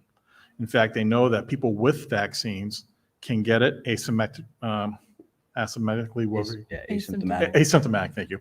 I'm not a medical professional, I'm just trying to. Just play one on think. TV. And I just play one here, yeah, no. So the asymptomatic people can spread it. And there is a small percentage of people, including children, that will go to the hospital and die. And when they start to fill up the ICU beds is when they start to worry about this stuff, okay? But Mr. Chair, could I also just say, I would love for you to continue to stand up and to advocate for the things that you believe in. I am so impressed with your courage to stand up there, and fine, maybe we don't agree on all the individual things, but I think you're a very, very strong, very brave kid, and I really appreciate you being here. Thank you. Sorry, I'm just popping back in because he's mine. But I just wanted to, sir, you were saying that I agree with you. The intent of this vaccine never claimed to prevent getting this virus, and that's hugely important because we have sent a messaging that everybody needs to get it to protect their neighbor. So if you can get it and you can spread it, then the only benefit to taking it is for the person who takes it, because you cannot create herd immunity with something that does not stop symptoms or prevent spread. So people get confused when they talk about herd immunity, because herd immunity requires you to stop, to actually prevent somebody from getting the illness. And so they apply this idea of herd immunity, or the ability to eradicate something, to this thing that doesn't do that. So when we send messaging that it's some sort of altruistic behavior to get the vaccine or to wear a mask to protect others, there's no science behind that. So altruism, or calling somebody selfish, or using fear to tell a child his breathing is going to kill somebody is the wrong message, Mr. I can't see from here. With the blue, not you, this guy. Sorry. When you say that to a 12-year-old child, that the reason why he gets in trouble for breathing is because his exhale could kill somebody, is fear messaging that is inappropriate from adult to a child. Because he is right. He has the human right to breathe. And to tell him that when he needs to breathe or can't breathe, no human can tell another human that they're not having trouble. You cannot mask train somebody. It's psychological conditioning to override what their brain and their need and their body is. So we can't teach that. And we certainly shouldn't use fear, shame, or degrading behavior, or that they are a threat to breathing. And I hope that that comes across to all of your teachers prior to this school year, because I'm not very tolerant of fear, shame, or bullying by adults to children. But thank you. I'm sorry I had a long time.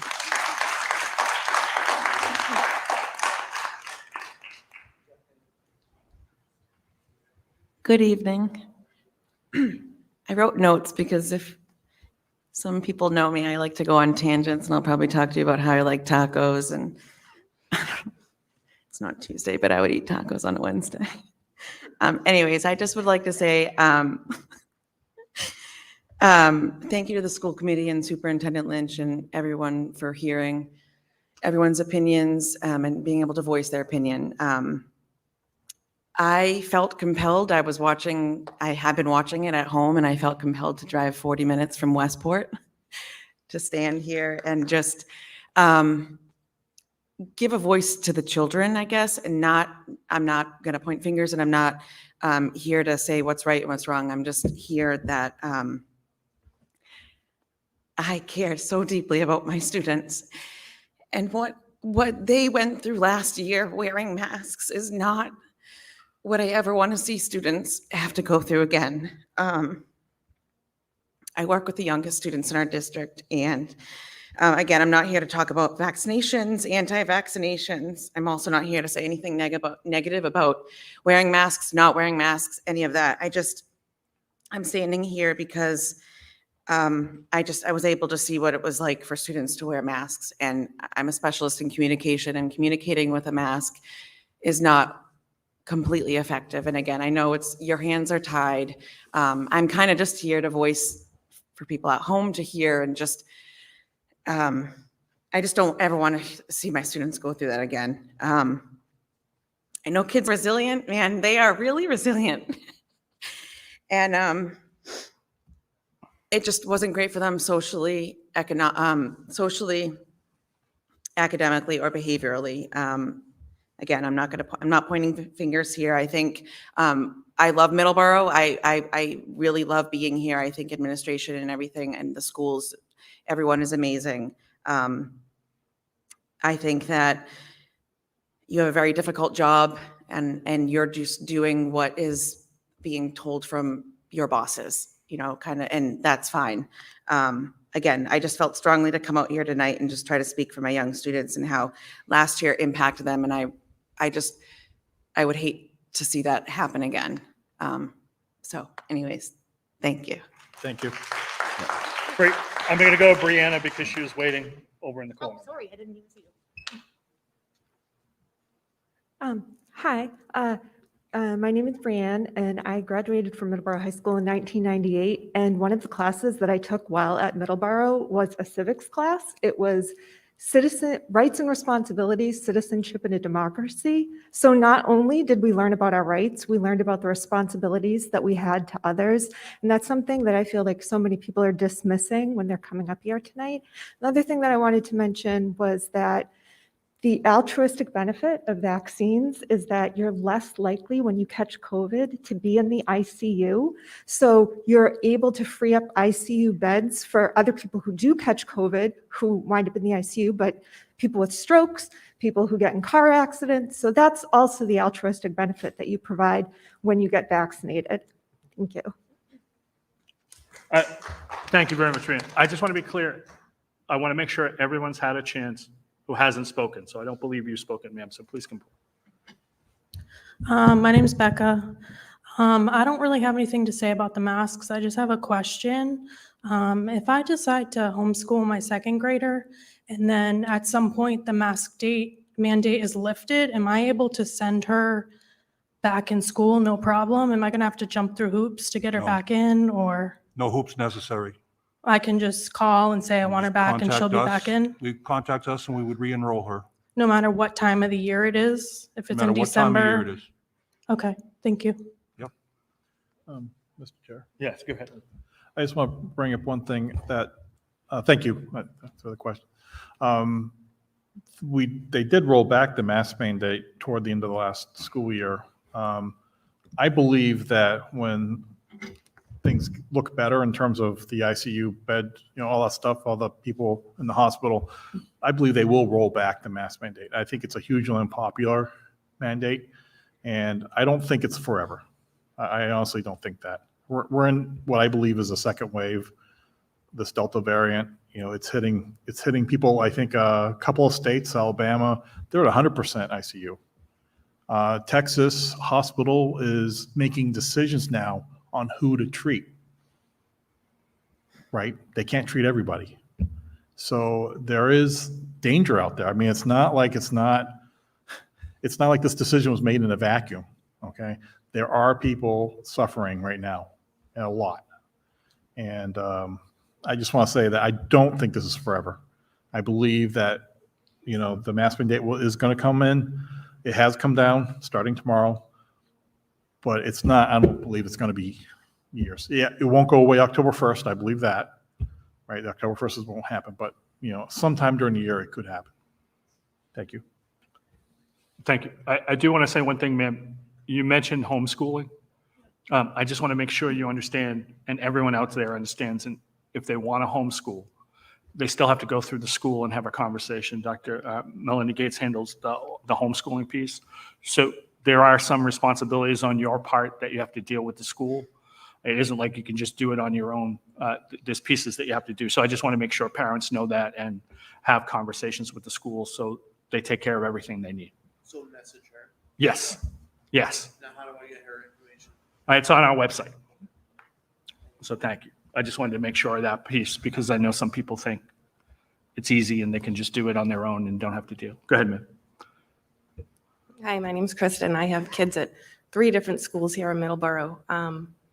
Last year, every school enforced the mask policy differently. Are we going to do that again? Or are we going to have the same rules for all of the kids? That's a question. I think we'll have a policy that's consistent. We'll try to be consistent, but it allows individual principals to make decisions based on the situation. And that's what the policy does read, and that's how the principals have worked. They deal with individual students with individual situations.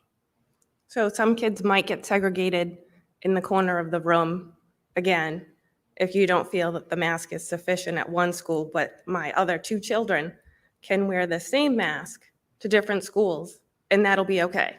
No, I do believe that we'll try to be more consistent this year, perhaps. Last year was the school system's first dealing with this also.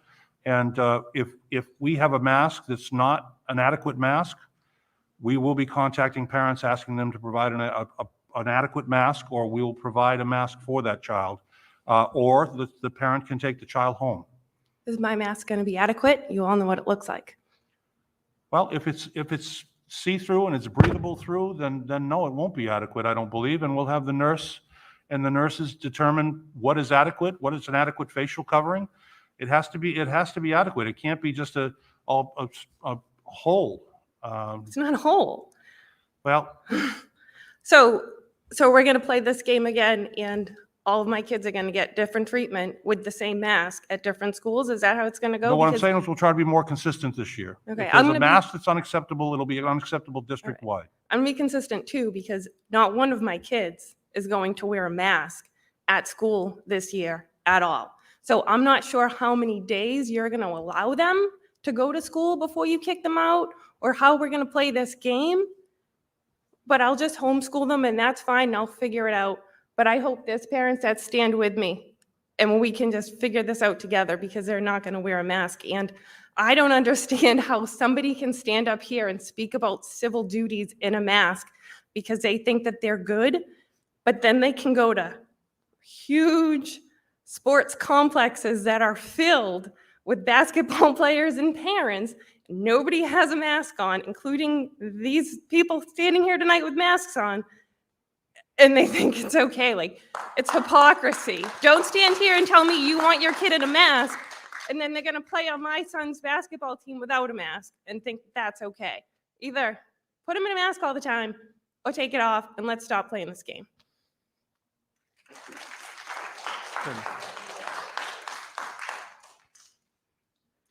I just wanted to say that I appreciated Heidi coming down here. I don't know where she went. She must have left already.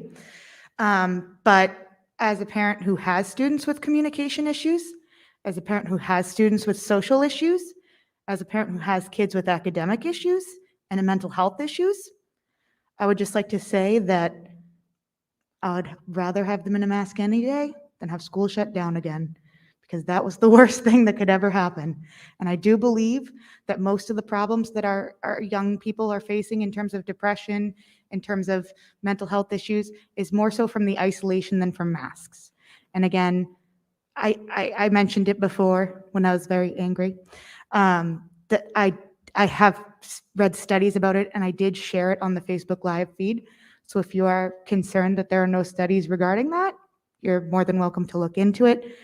And I really hope that AB's son is healthy, and I will do anything for his son, just like I would do anything for any of yours. Sir, I'm going to let you be the last speaker on this, so Okay. go right ahead. I'm not very good at this. I don't usually get in front of other people and talk. I just want to know one thing. I know my mother's in the hospital. Where she is, the nurses have to be vaccinated. I know you said it's nothing to do with vaccines here. Does the teacher staff have to be vaccinated in Middleborough No. as of this year? No. Are they going to have to be? I don't have an answer to that question because, to be honest, we're going to start contract negotiations, so it would have to be contractual. So let me ask you a question. Sure. Come October, when they move the goalposts, what are we going to do as Middleborough? So as I understand, if what the commissioner's idea is, the 80% revolves around students and staff. Right. So what are we going to do when they move it to vaccination?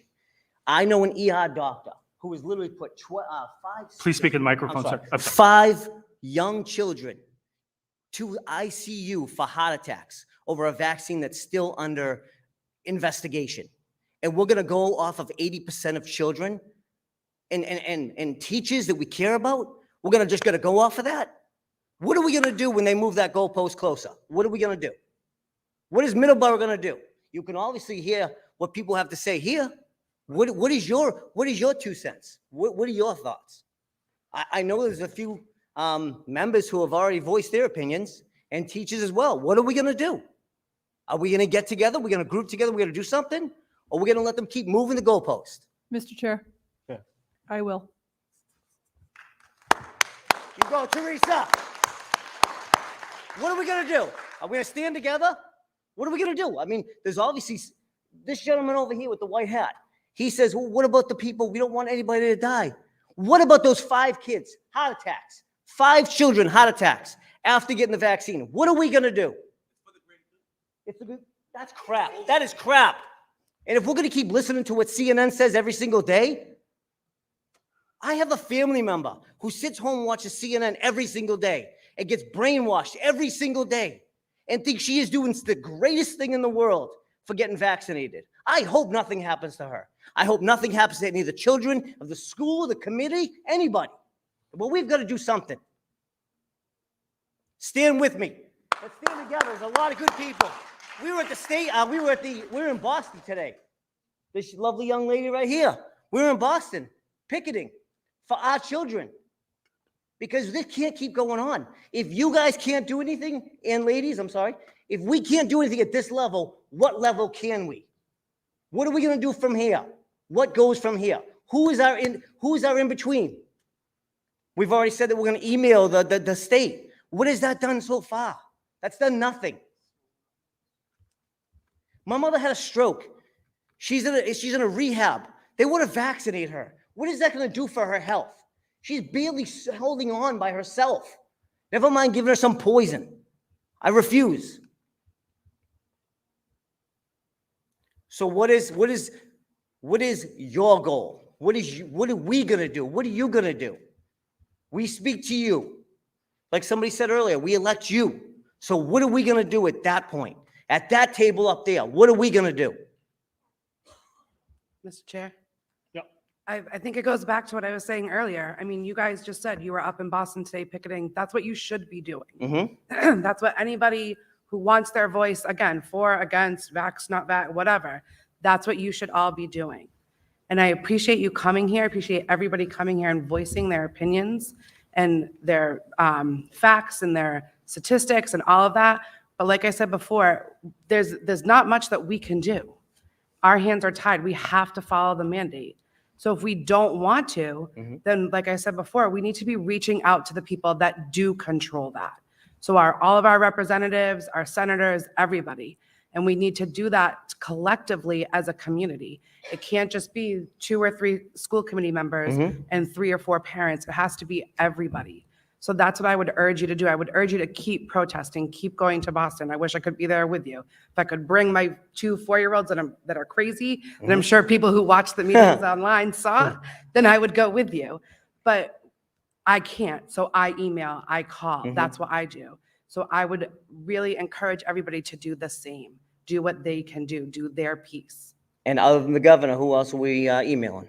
You can email all of our representatives. I know I've had multiple conversations with Representative Oral. I've had multiple conversations with Senator Keating. You can email both of them. They've emailed me back multiple times and typically pretty quickly. I've gone to Pacheco, yep. Okay. And what are they saying? And they say they're working on their end and that they're pushing for what the communities that they're in charge of want. But I don't know if they have enough voices that they're hearing from. The chairman had mentioned earlier that you guys have lawyers. Well, what about the lawyers on our end? What about the lawyers that stick up for our children? Is there such thing in between, some sort of an advocate for the state? Well, I think that's our job. That's Okay. why you elect us. So that's Okay. why, like I've said, I think a lot of us have reached out to people because we've All right. gotten information from the community and what they want. All right. Thank you. Yep. Thank you.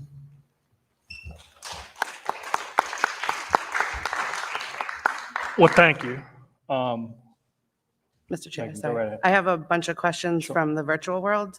I think some of them have been answered. Sure. But if you just kind of want to briefly summarize. So the first one is punishment for not wearing a mask, and then what are the exceptions for students with special needs, anxiety, asthma, things like that. Right, so the, I'll go over.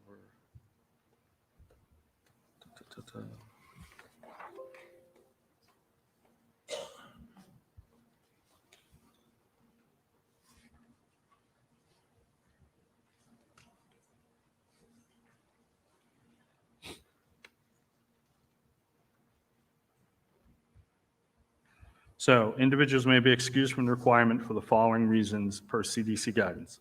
The individual has trouble breathing, is unconscious, is incapacitated, cannot remove the mask or face covering without assistance. In addition, masks or face covering will not be required for anyone who has a medical, behavior, or other challenge making it unsafe to wear a face or mask covering. A written note from a physician is required for a requested exemption. Parents may not excuse their child from the face mask requirement by signing a waiver. And that was, and what I'm speaking of now is, it was essentially our policy last year. Is there going to be any social distancing during lunch? At this point, social distancing is, we do it if it's possible, under our current conditions in the building. That's a CDC recommendation. So there will not be what we saw last year. We're not doing that. We're not taking our gyms away. We want our gymnasiums to be clear so that we can have physical education classes in gymnasiums. Our gyms will not be cafeterias. Unless this thing gets a lot worse and things change and conditions change. But it is of our opinion that we are going to continue with our cafeterias. When students take mask breaks, when students eat snacks, or when students eat lunch, they can take off the mask indoors. Students can take off their masks outdoors at any time. So that social distancing piece has been reduced for this year. So it doesn't affect our classes as deeply in terms of widespread. But we'll see what happens as we move forward. As Mr. Stevens mentioned earlier, in the summer, back when we rescinded this, back in June, we rescinded this policy and we moved on. We had a fairly successful summer. We had a very successful summer with our programs, and we did very well. Unfortunately, the Delta variant created a situation in Massachusetts where decisions were made. The governor was saying he wasn't going to require, and then whenever he said that he's going to require all state employees to wear masks, we sort of had the feeling at the school level that he was going to come forward with something for the school. This all happened in the last week and a half, 2 weeks. And that's where this new recommendation the governor made to the commissioner to petition the Board of Education to come up with a mask mandate and reestablish it. But the commissioner has said, and I've heard him say, that if things free up in the community and the Delta variant subsides and goes away and the metrics change, then he has every intention of changing the masking. So hopefully we can get back to that point we were last June, where we were able to rescind the policy so that we can do that again. It's not something that all of us want to deal with on a daily basis, believe me. We'd much rather have sort of the situation that we had this summer. We had our numbers were much smaller, so we didn't have a real good, positive, big sample size of putting all the kids back together. But I think that's the fear right now. When we put all the kids back together and the Delta variant exists somewhere, that there'll be widespread, and we don't want to get involved in that. So Okay. I think that was the justification that I heard.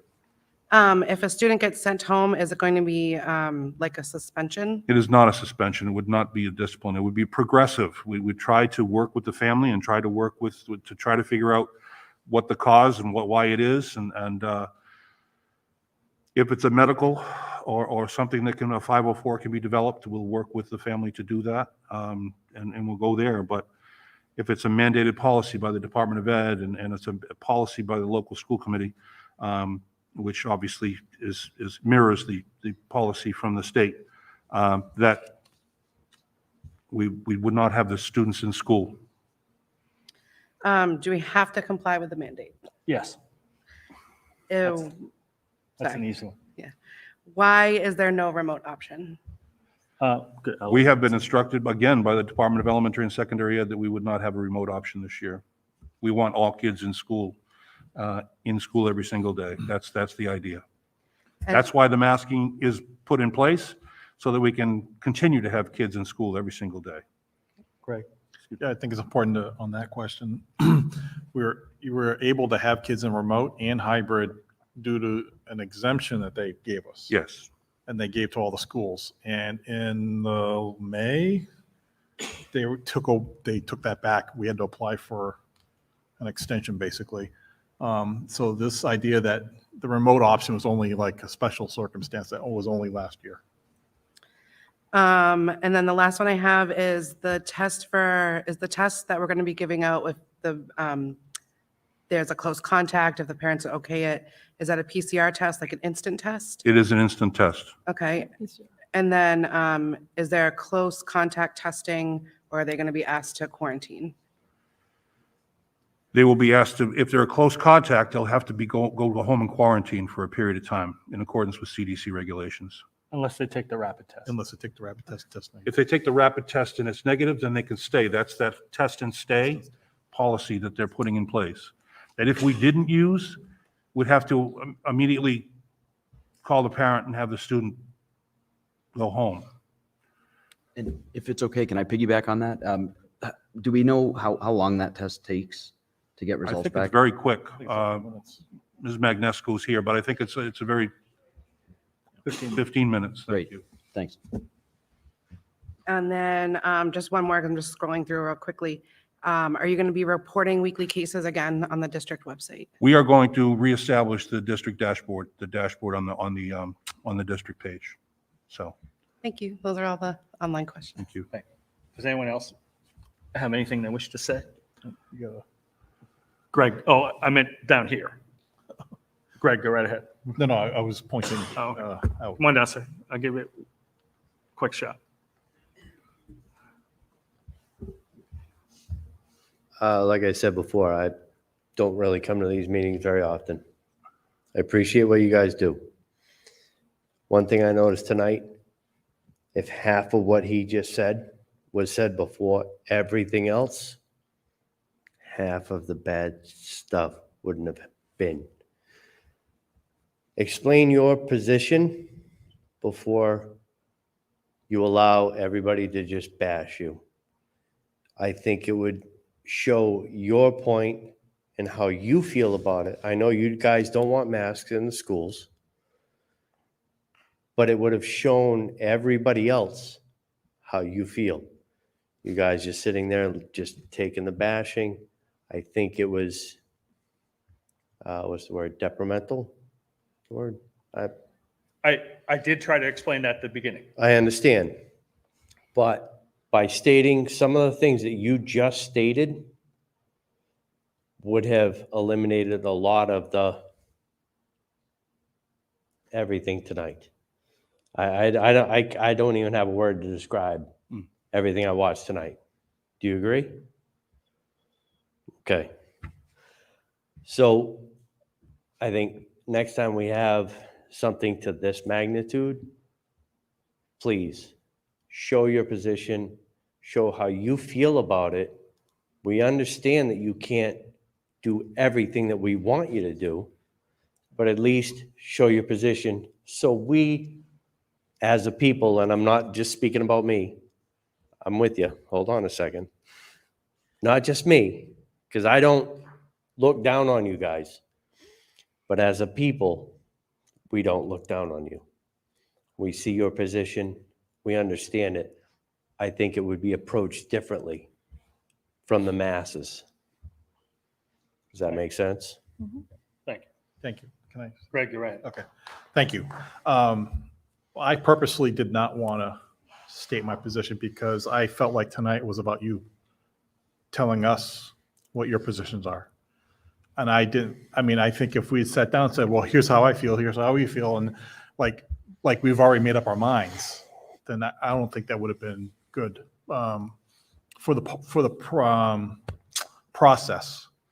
But tonight, to me, I was here to listen. Like, you know, somebody else said, oh, he shook his head, he didn't shake his head. I mean, yeah, sometimes you can, I would disagree, whatever, or agreed with people, but the process is important to me. You Mhm. guys have to be held, the gentleman left, the guy. 15 years ago, there was the casino fight. We were not allowed. That was the last meeting I was at. I'll be honest. I was in the opposition group, and I think it was funny because we had the same orange shirts at the meeting. But the thing I railed against was we were shut down. We tried to give our position. Okay, I had reasons I didn't want the casino. They were my reasons, but they were important to me and my family. And no one would listen. We continued to get gabbled down, shut up, be quiet, you can't talk. We heard that at every selectman meeting we went to, you can't talk. And I know Mr. Young, for 20 years now, he feels very strongly about the process. He had this meeting, like you said, the first person said, we were expecting this meeting to be canceled because the mandate came down already. It wasn't really our vote. No, this meeting had to happen. We had to hear you guys.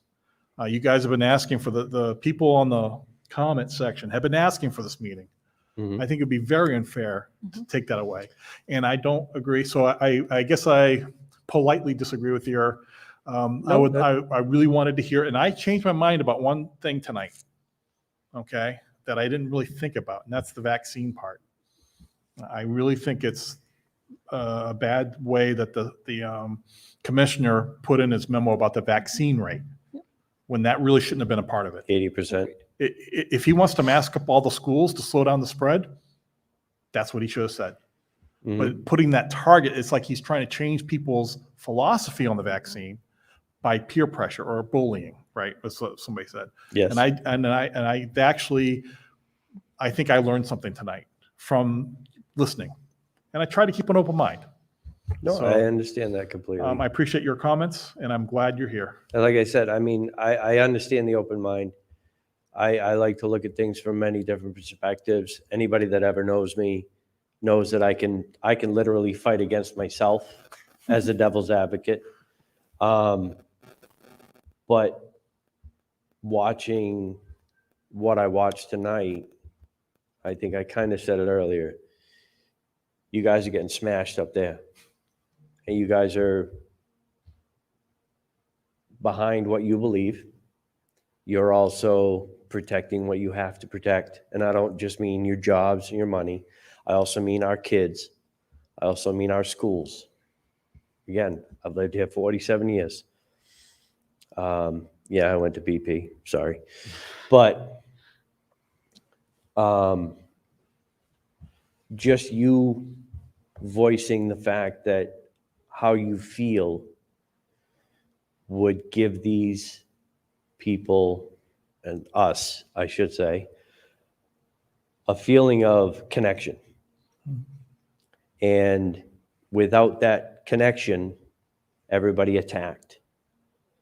If there was a little bit of connection at the beginning, I think it might have been a little bit different of a meeting. Granted, I think you still would have heard everything that everybody had to say. It just may not have been aimed the same direction.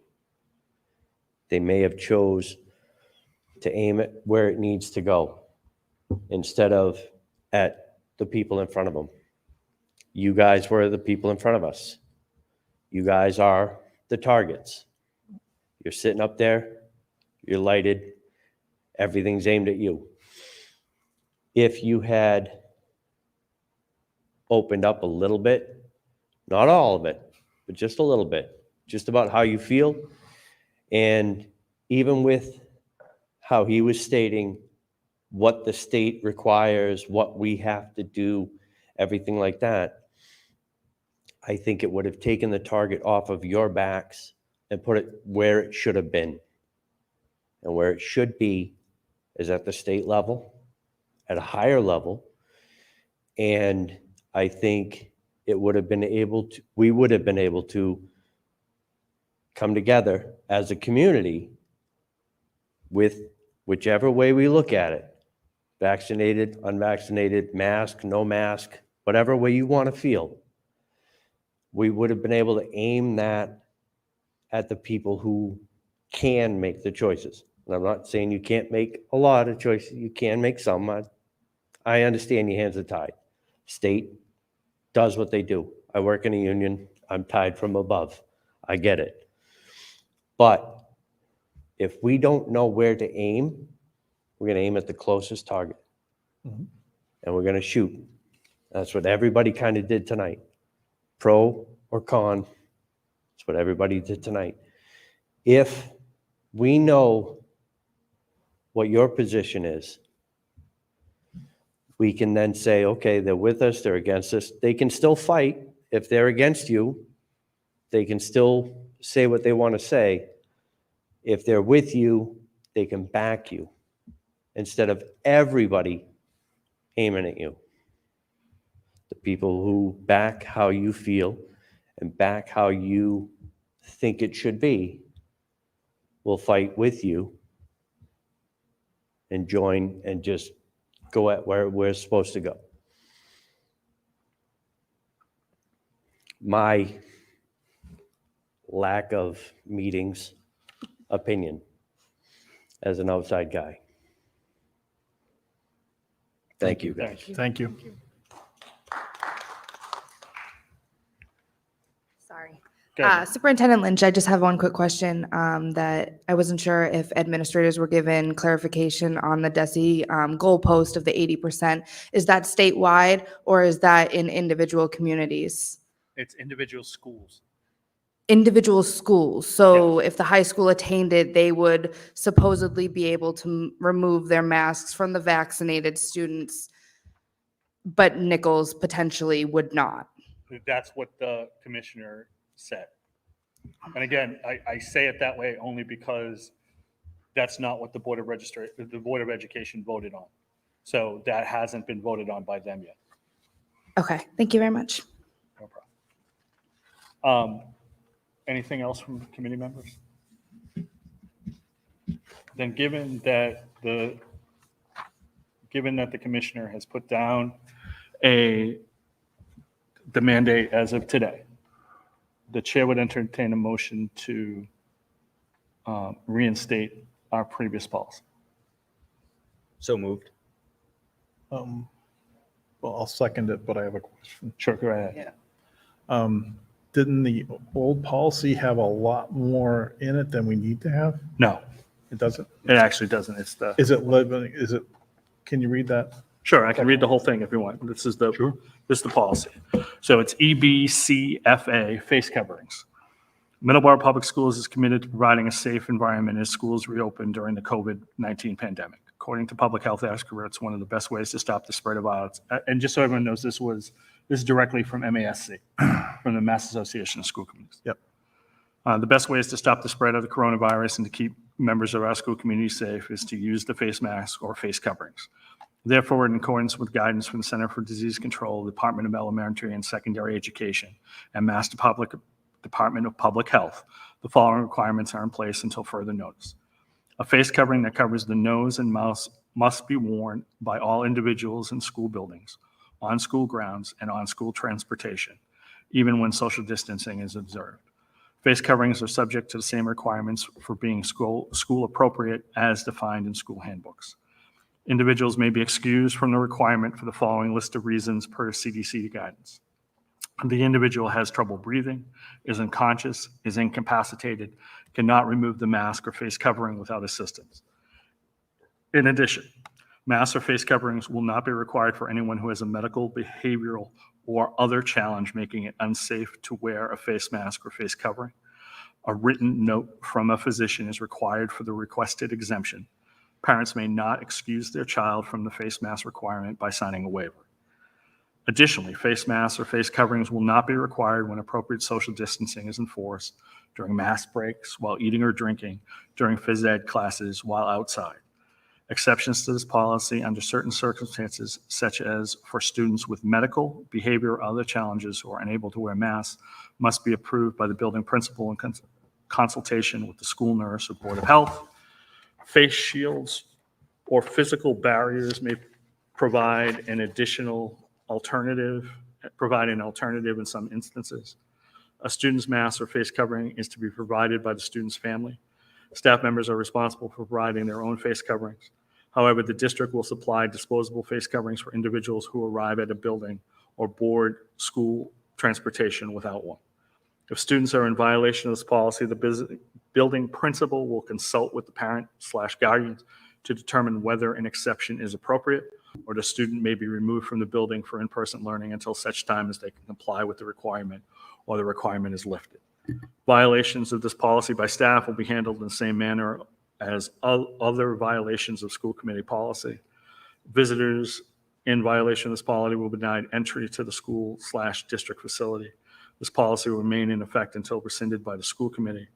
And then it gives legal references from the Commonwealth of Massachusetts to COVID order, Center for Disease Control and Prevention, considerations for wearing masks, Mass Elementary and Secondary reopening guidelines, Commonwealth of Mass, Mask Up, and MASC, the source is 2020. So this is the same renewal as previous. Thank you. Mr. Chair, Please. to be clear, we would be reinstating this policy, but if we were to hit an 80% vaccination rate and be applying for this exemption that the Commissioner Riley has stated, we would be discussing further our own district policy regarding face masks and So- whether or not we would allow unvaccinated to remain masked and vaccinated to remain unmasked. So as far as I'm concerned, whatever bar the commissioner set, or I would take that back, whatever bar the Board of Education set for people to remove face masks, my understanding, the school would have to apply. We would have to approve the application. So that's one. Okay. And secondly, if you will, there would be a bigger discussion about that. So in my mind, for example, to some of the points that people made, this committee could decide not to seek the application and keep the mask in place until such time that all masking is removed. We wouldn't have to tie it to vaccine rates. Thank you. So that's my how I view it. This is solely on the masking because, again, the commissioner did not get approval from the Board of Education to establish that rate as of yet. The only motion that I saw and I read had to allow face coverings throughout the Commonwealth. Okay. Okay. Thank you. Go ahead, Mr. Mr. Chair, Earl. one thing that before we got some guidance sent to us within a half hour probably of this meeting, and it had admittedly just come to us. It was no one's fault except for probably Desi's that we didn't get it sooner. But one thing that I felt really passionate about was hearing about the absolute decimation of music programs last year as a result of these masking guidelines. I felt really strongly that I wanted to try to avoid that. And so granted, some things have changed just in the last few hours, but in our policy here, so I did see, and excuse me for grabbing this, but I did see in the guidance that just came out that, let's see, please just give me a second here. There's some exemptions for the music. Yep. Yeah. Yep. Do we need to vote that in? I'm not quickly finding it. Oh, here it is. Masks may also be removed indoors when necessary to participate in elective classes, such as the use of wind instruments and band. When traditional masks cannot be worn, districts should consider additional mitigations, such as the use of instrument masks, masks with a slit or hole cut for the mouthpiece, or bell covers, along with physical distancing or outdoor classes as feasible. And the only thing I want to make sure of is, since we didn't specifically carve it out in the mask policy, I wanted to make absolutely certain that we could allow for those activities to happen, with very similar to what the teachers did last year with the special masks and the bell covers. I just want to make sure that we can do that. Yeah, we would be consistent with the mandate that came from the Board of Education. Yeah, with no objection, I would also add to this will not be required under the listing of the implementation of the DESI mask requirement, August 25th, 2021. Do you need a So it motion? covers all those other pieces. Do we need a motion to add that? I would accept that as a amendment. All right, I'd like to make a motion to amend the original face covering policy to add in the DESI memo, which would allow art, music to have, unmasking if, appropriately. Second. So that we're just voting on the Just on the amendment, adding any other questions on the the amendment? additional language from the Correct. DESI memo. Does that include, in addition to the music programs, drama as well? I believe so. Yeah, I believe so, because that was, Paul, correct me if I'm wrong, but drama, the way drama was able to operate end of last year was the performance could be mask-free. But the rehearsals, mask. Oh, okay. I thought that they could be unmasked for certain things. Oh, okay. It was actually on the COVID. It's okay. So we can find that out. I mean, we have a meeting tomorrow. Yes. And would we be able to, later on, would we be able to make more amendments to this as Yes. time goes? Okay. Yes. So we could adjust accordingly as things popped up or didn't pop up, if you will. Through you, Mr. Chair? Yeah. It does say masks may also be removed indoors when necessary to participate in elective classes. Yep. Fantastic. So that is in here, and if we include it in this policy, then it will be policy.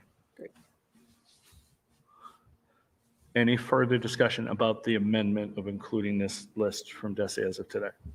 And seeing no one. Oh, good. Sure, can you hold on one second? Because I recognized her, then I'll definitely get to you. Mr. Chair, I believe I heard in the policy it stated on school grounds still being included. So is that implying that masks would be worn outside per the policy? No, it specifically says outside is allowed. No Okay, mask. I just thought I heard in the reading of the policy on school grounds, that's all. Yeah, I think the original mandate was school grounds, but the new DESI memo only includes indoors. Sir, go right ahead. I'm very sorry. I know we were already done with all this. Can I just suggest something? Can we make some sense of this, though? You guys just said, I don't want to see any kid go without drama. I don't want to see any kid go without instruments. But we're going to make sure the kids show up with masks on, and they have to be sent home if they don't. But if drama's here, you can take your mask off. Can we make some sense of this? This is the same thing that's been going on for 2.5 years now, or a year and a half, whatever it is. We have to make some sense. We can't just let people throw rules around that don't make any sense. We are literally going to say that this kid has to wear a mask, but this will because he's doing drama. He doesn't. We have to make some sense of this. This is absolutely insane. Am I alone? Well, I think we're trying to make sense of it, to be honest with you, sir. I think we're trying to make sense of it to make sure. Sir, you told me earlier that the vaccines didn't matter. But she just asked you, Teresa just asked you. She said, so you're telling me that we can apply for something if 80% get vaccinated. Now, there was a woman up here earlier that said the vaccines will not stop transmission. So if 80% people are vaccinated, why is the mask going to make a difference? No, just to be clear. Yeah. And Teresa, you can tell me if I'm wrong. What Teresa asked me was if this had anything to do with applying for the waiver for the Right. 80%. Applying for the waiver, right. I said no. But why are we going to apply for a waiver if 80% Sir, people? Sir, that's not what I'm saying. It has nothing to do with the vaccines and Right. nothing to do with the waiver. No, I know, but with the fact that they put that as a goalpost.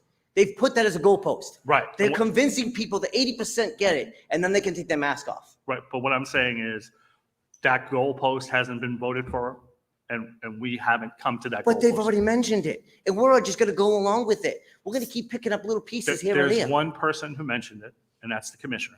Right. And it hasn't been approved yet. But there's already an application for it. No, So- there isn't. There is no application for it. There is nothing. She asked My if, point, right. My point was that I will not support that. Right. And No, that's and what I neither was would being I. clear on. And I wanted to make sure that we were voting to reinstate a mask policy that did not tie anything Okay. to the right, mandate. right. So that's all. It And has nothing to do with That's that. what I was putting I on record. apologize. and- Sir, we'll have a whole separate Okay, conversation I when it comes appreciate time for. Okay. Thank you. No, no problem.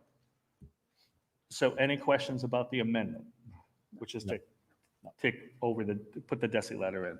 Seeing no one, all those in favor say aye. Aye. Opposed? Back to the motion with the amendment now, that we reinstate the policy. Any further discussion on that? Seeing no one, all those in favor say aye. Aye. Opposed? It's unanimous. It's unanimous for both. So I just want to wrap up this way. And I appreciate Greg.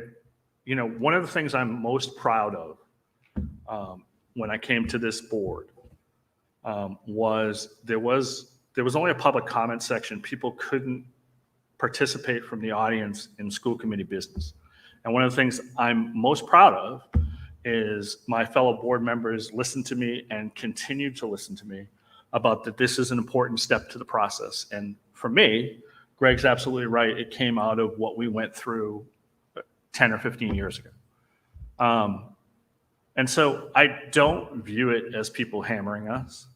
I view it as people advocating for their kids and given the opportunity to say what they want to say, because we are elected officials and we should be able to take that. Now, I will put the gavel down when people are a little go back and forth with each other, because that's not what this is about. This is about conveying to us what you think, and we'll continue to have those. And we'll continue to do that, and we'll continue to let people be able to do that, because that's really the process that we want, and that's what's important in Middleborough. So I appreciate everybody who came tonight, everybody who said their piece. I hope they didn't feel rushed, because you have some places that allow you 2 minutes, some places that allow you a small amount of time. That's not what we wanted to do tonight. We wanted to be able to listen to people. I hope everyone understood that our hands are tied, because it's at the state level. I also hope that people understand, again, even though people said it over and over again, that it is not true that your child can't be sent home because they don't have a mask on. That's what will happen. Again, the principals will try to work with parents, try to help parents out, try to figure out if there's a reason why kids should be unmasked, and is there a medical reason or a behavioral reason that needs that. And we want them to do that and want them to work with people.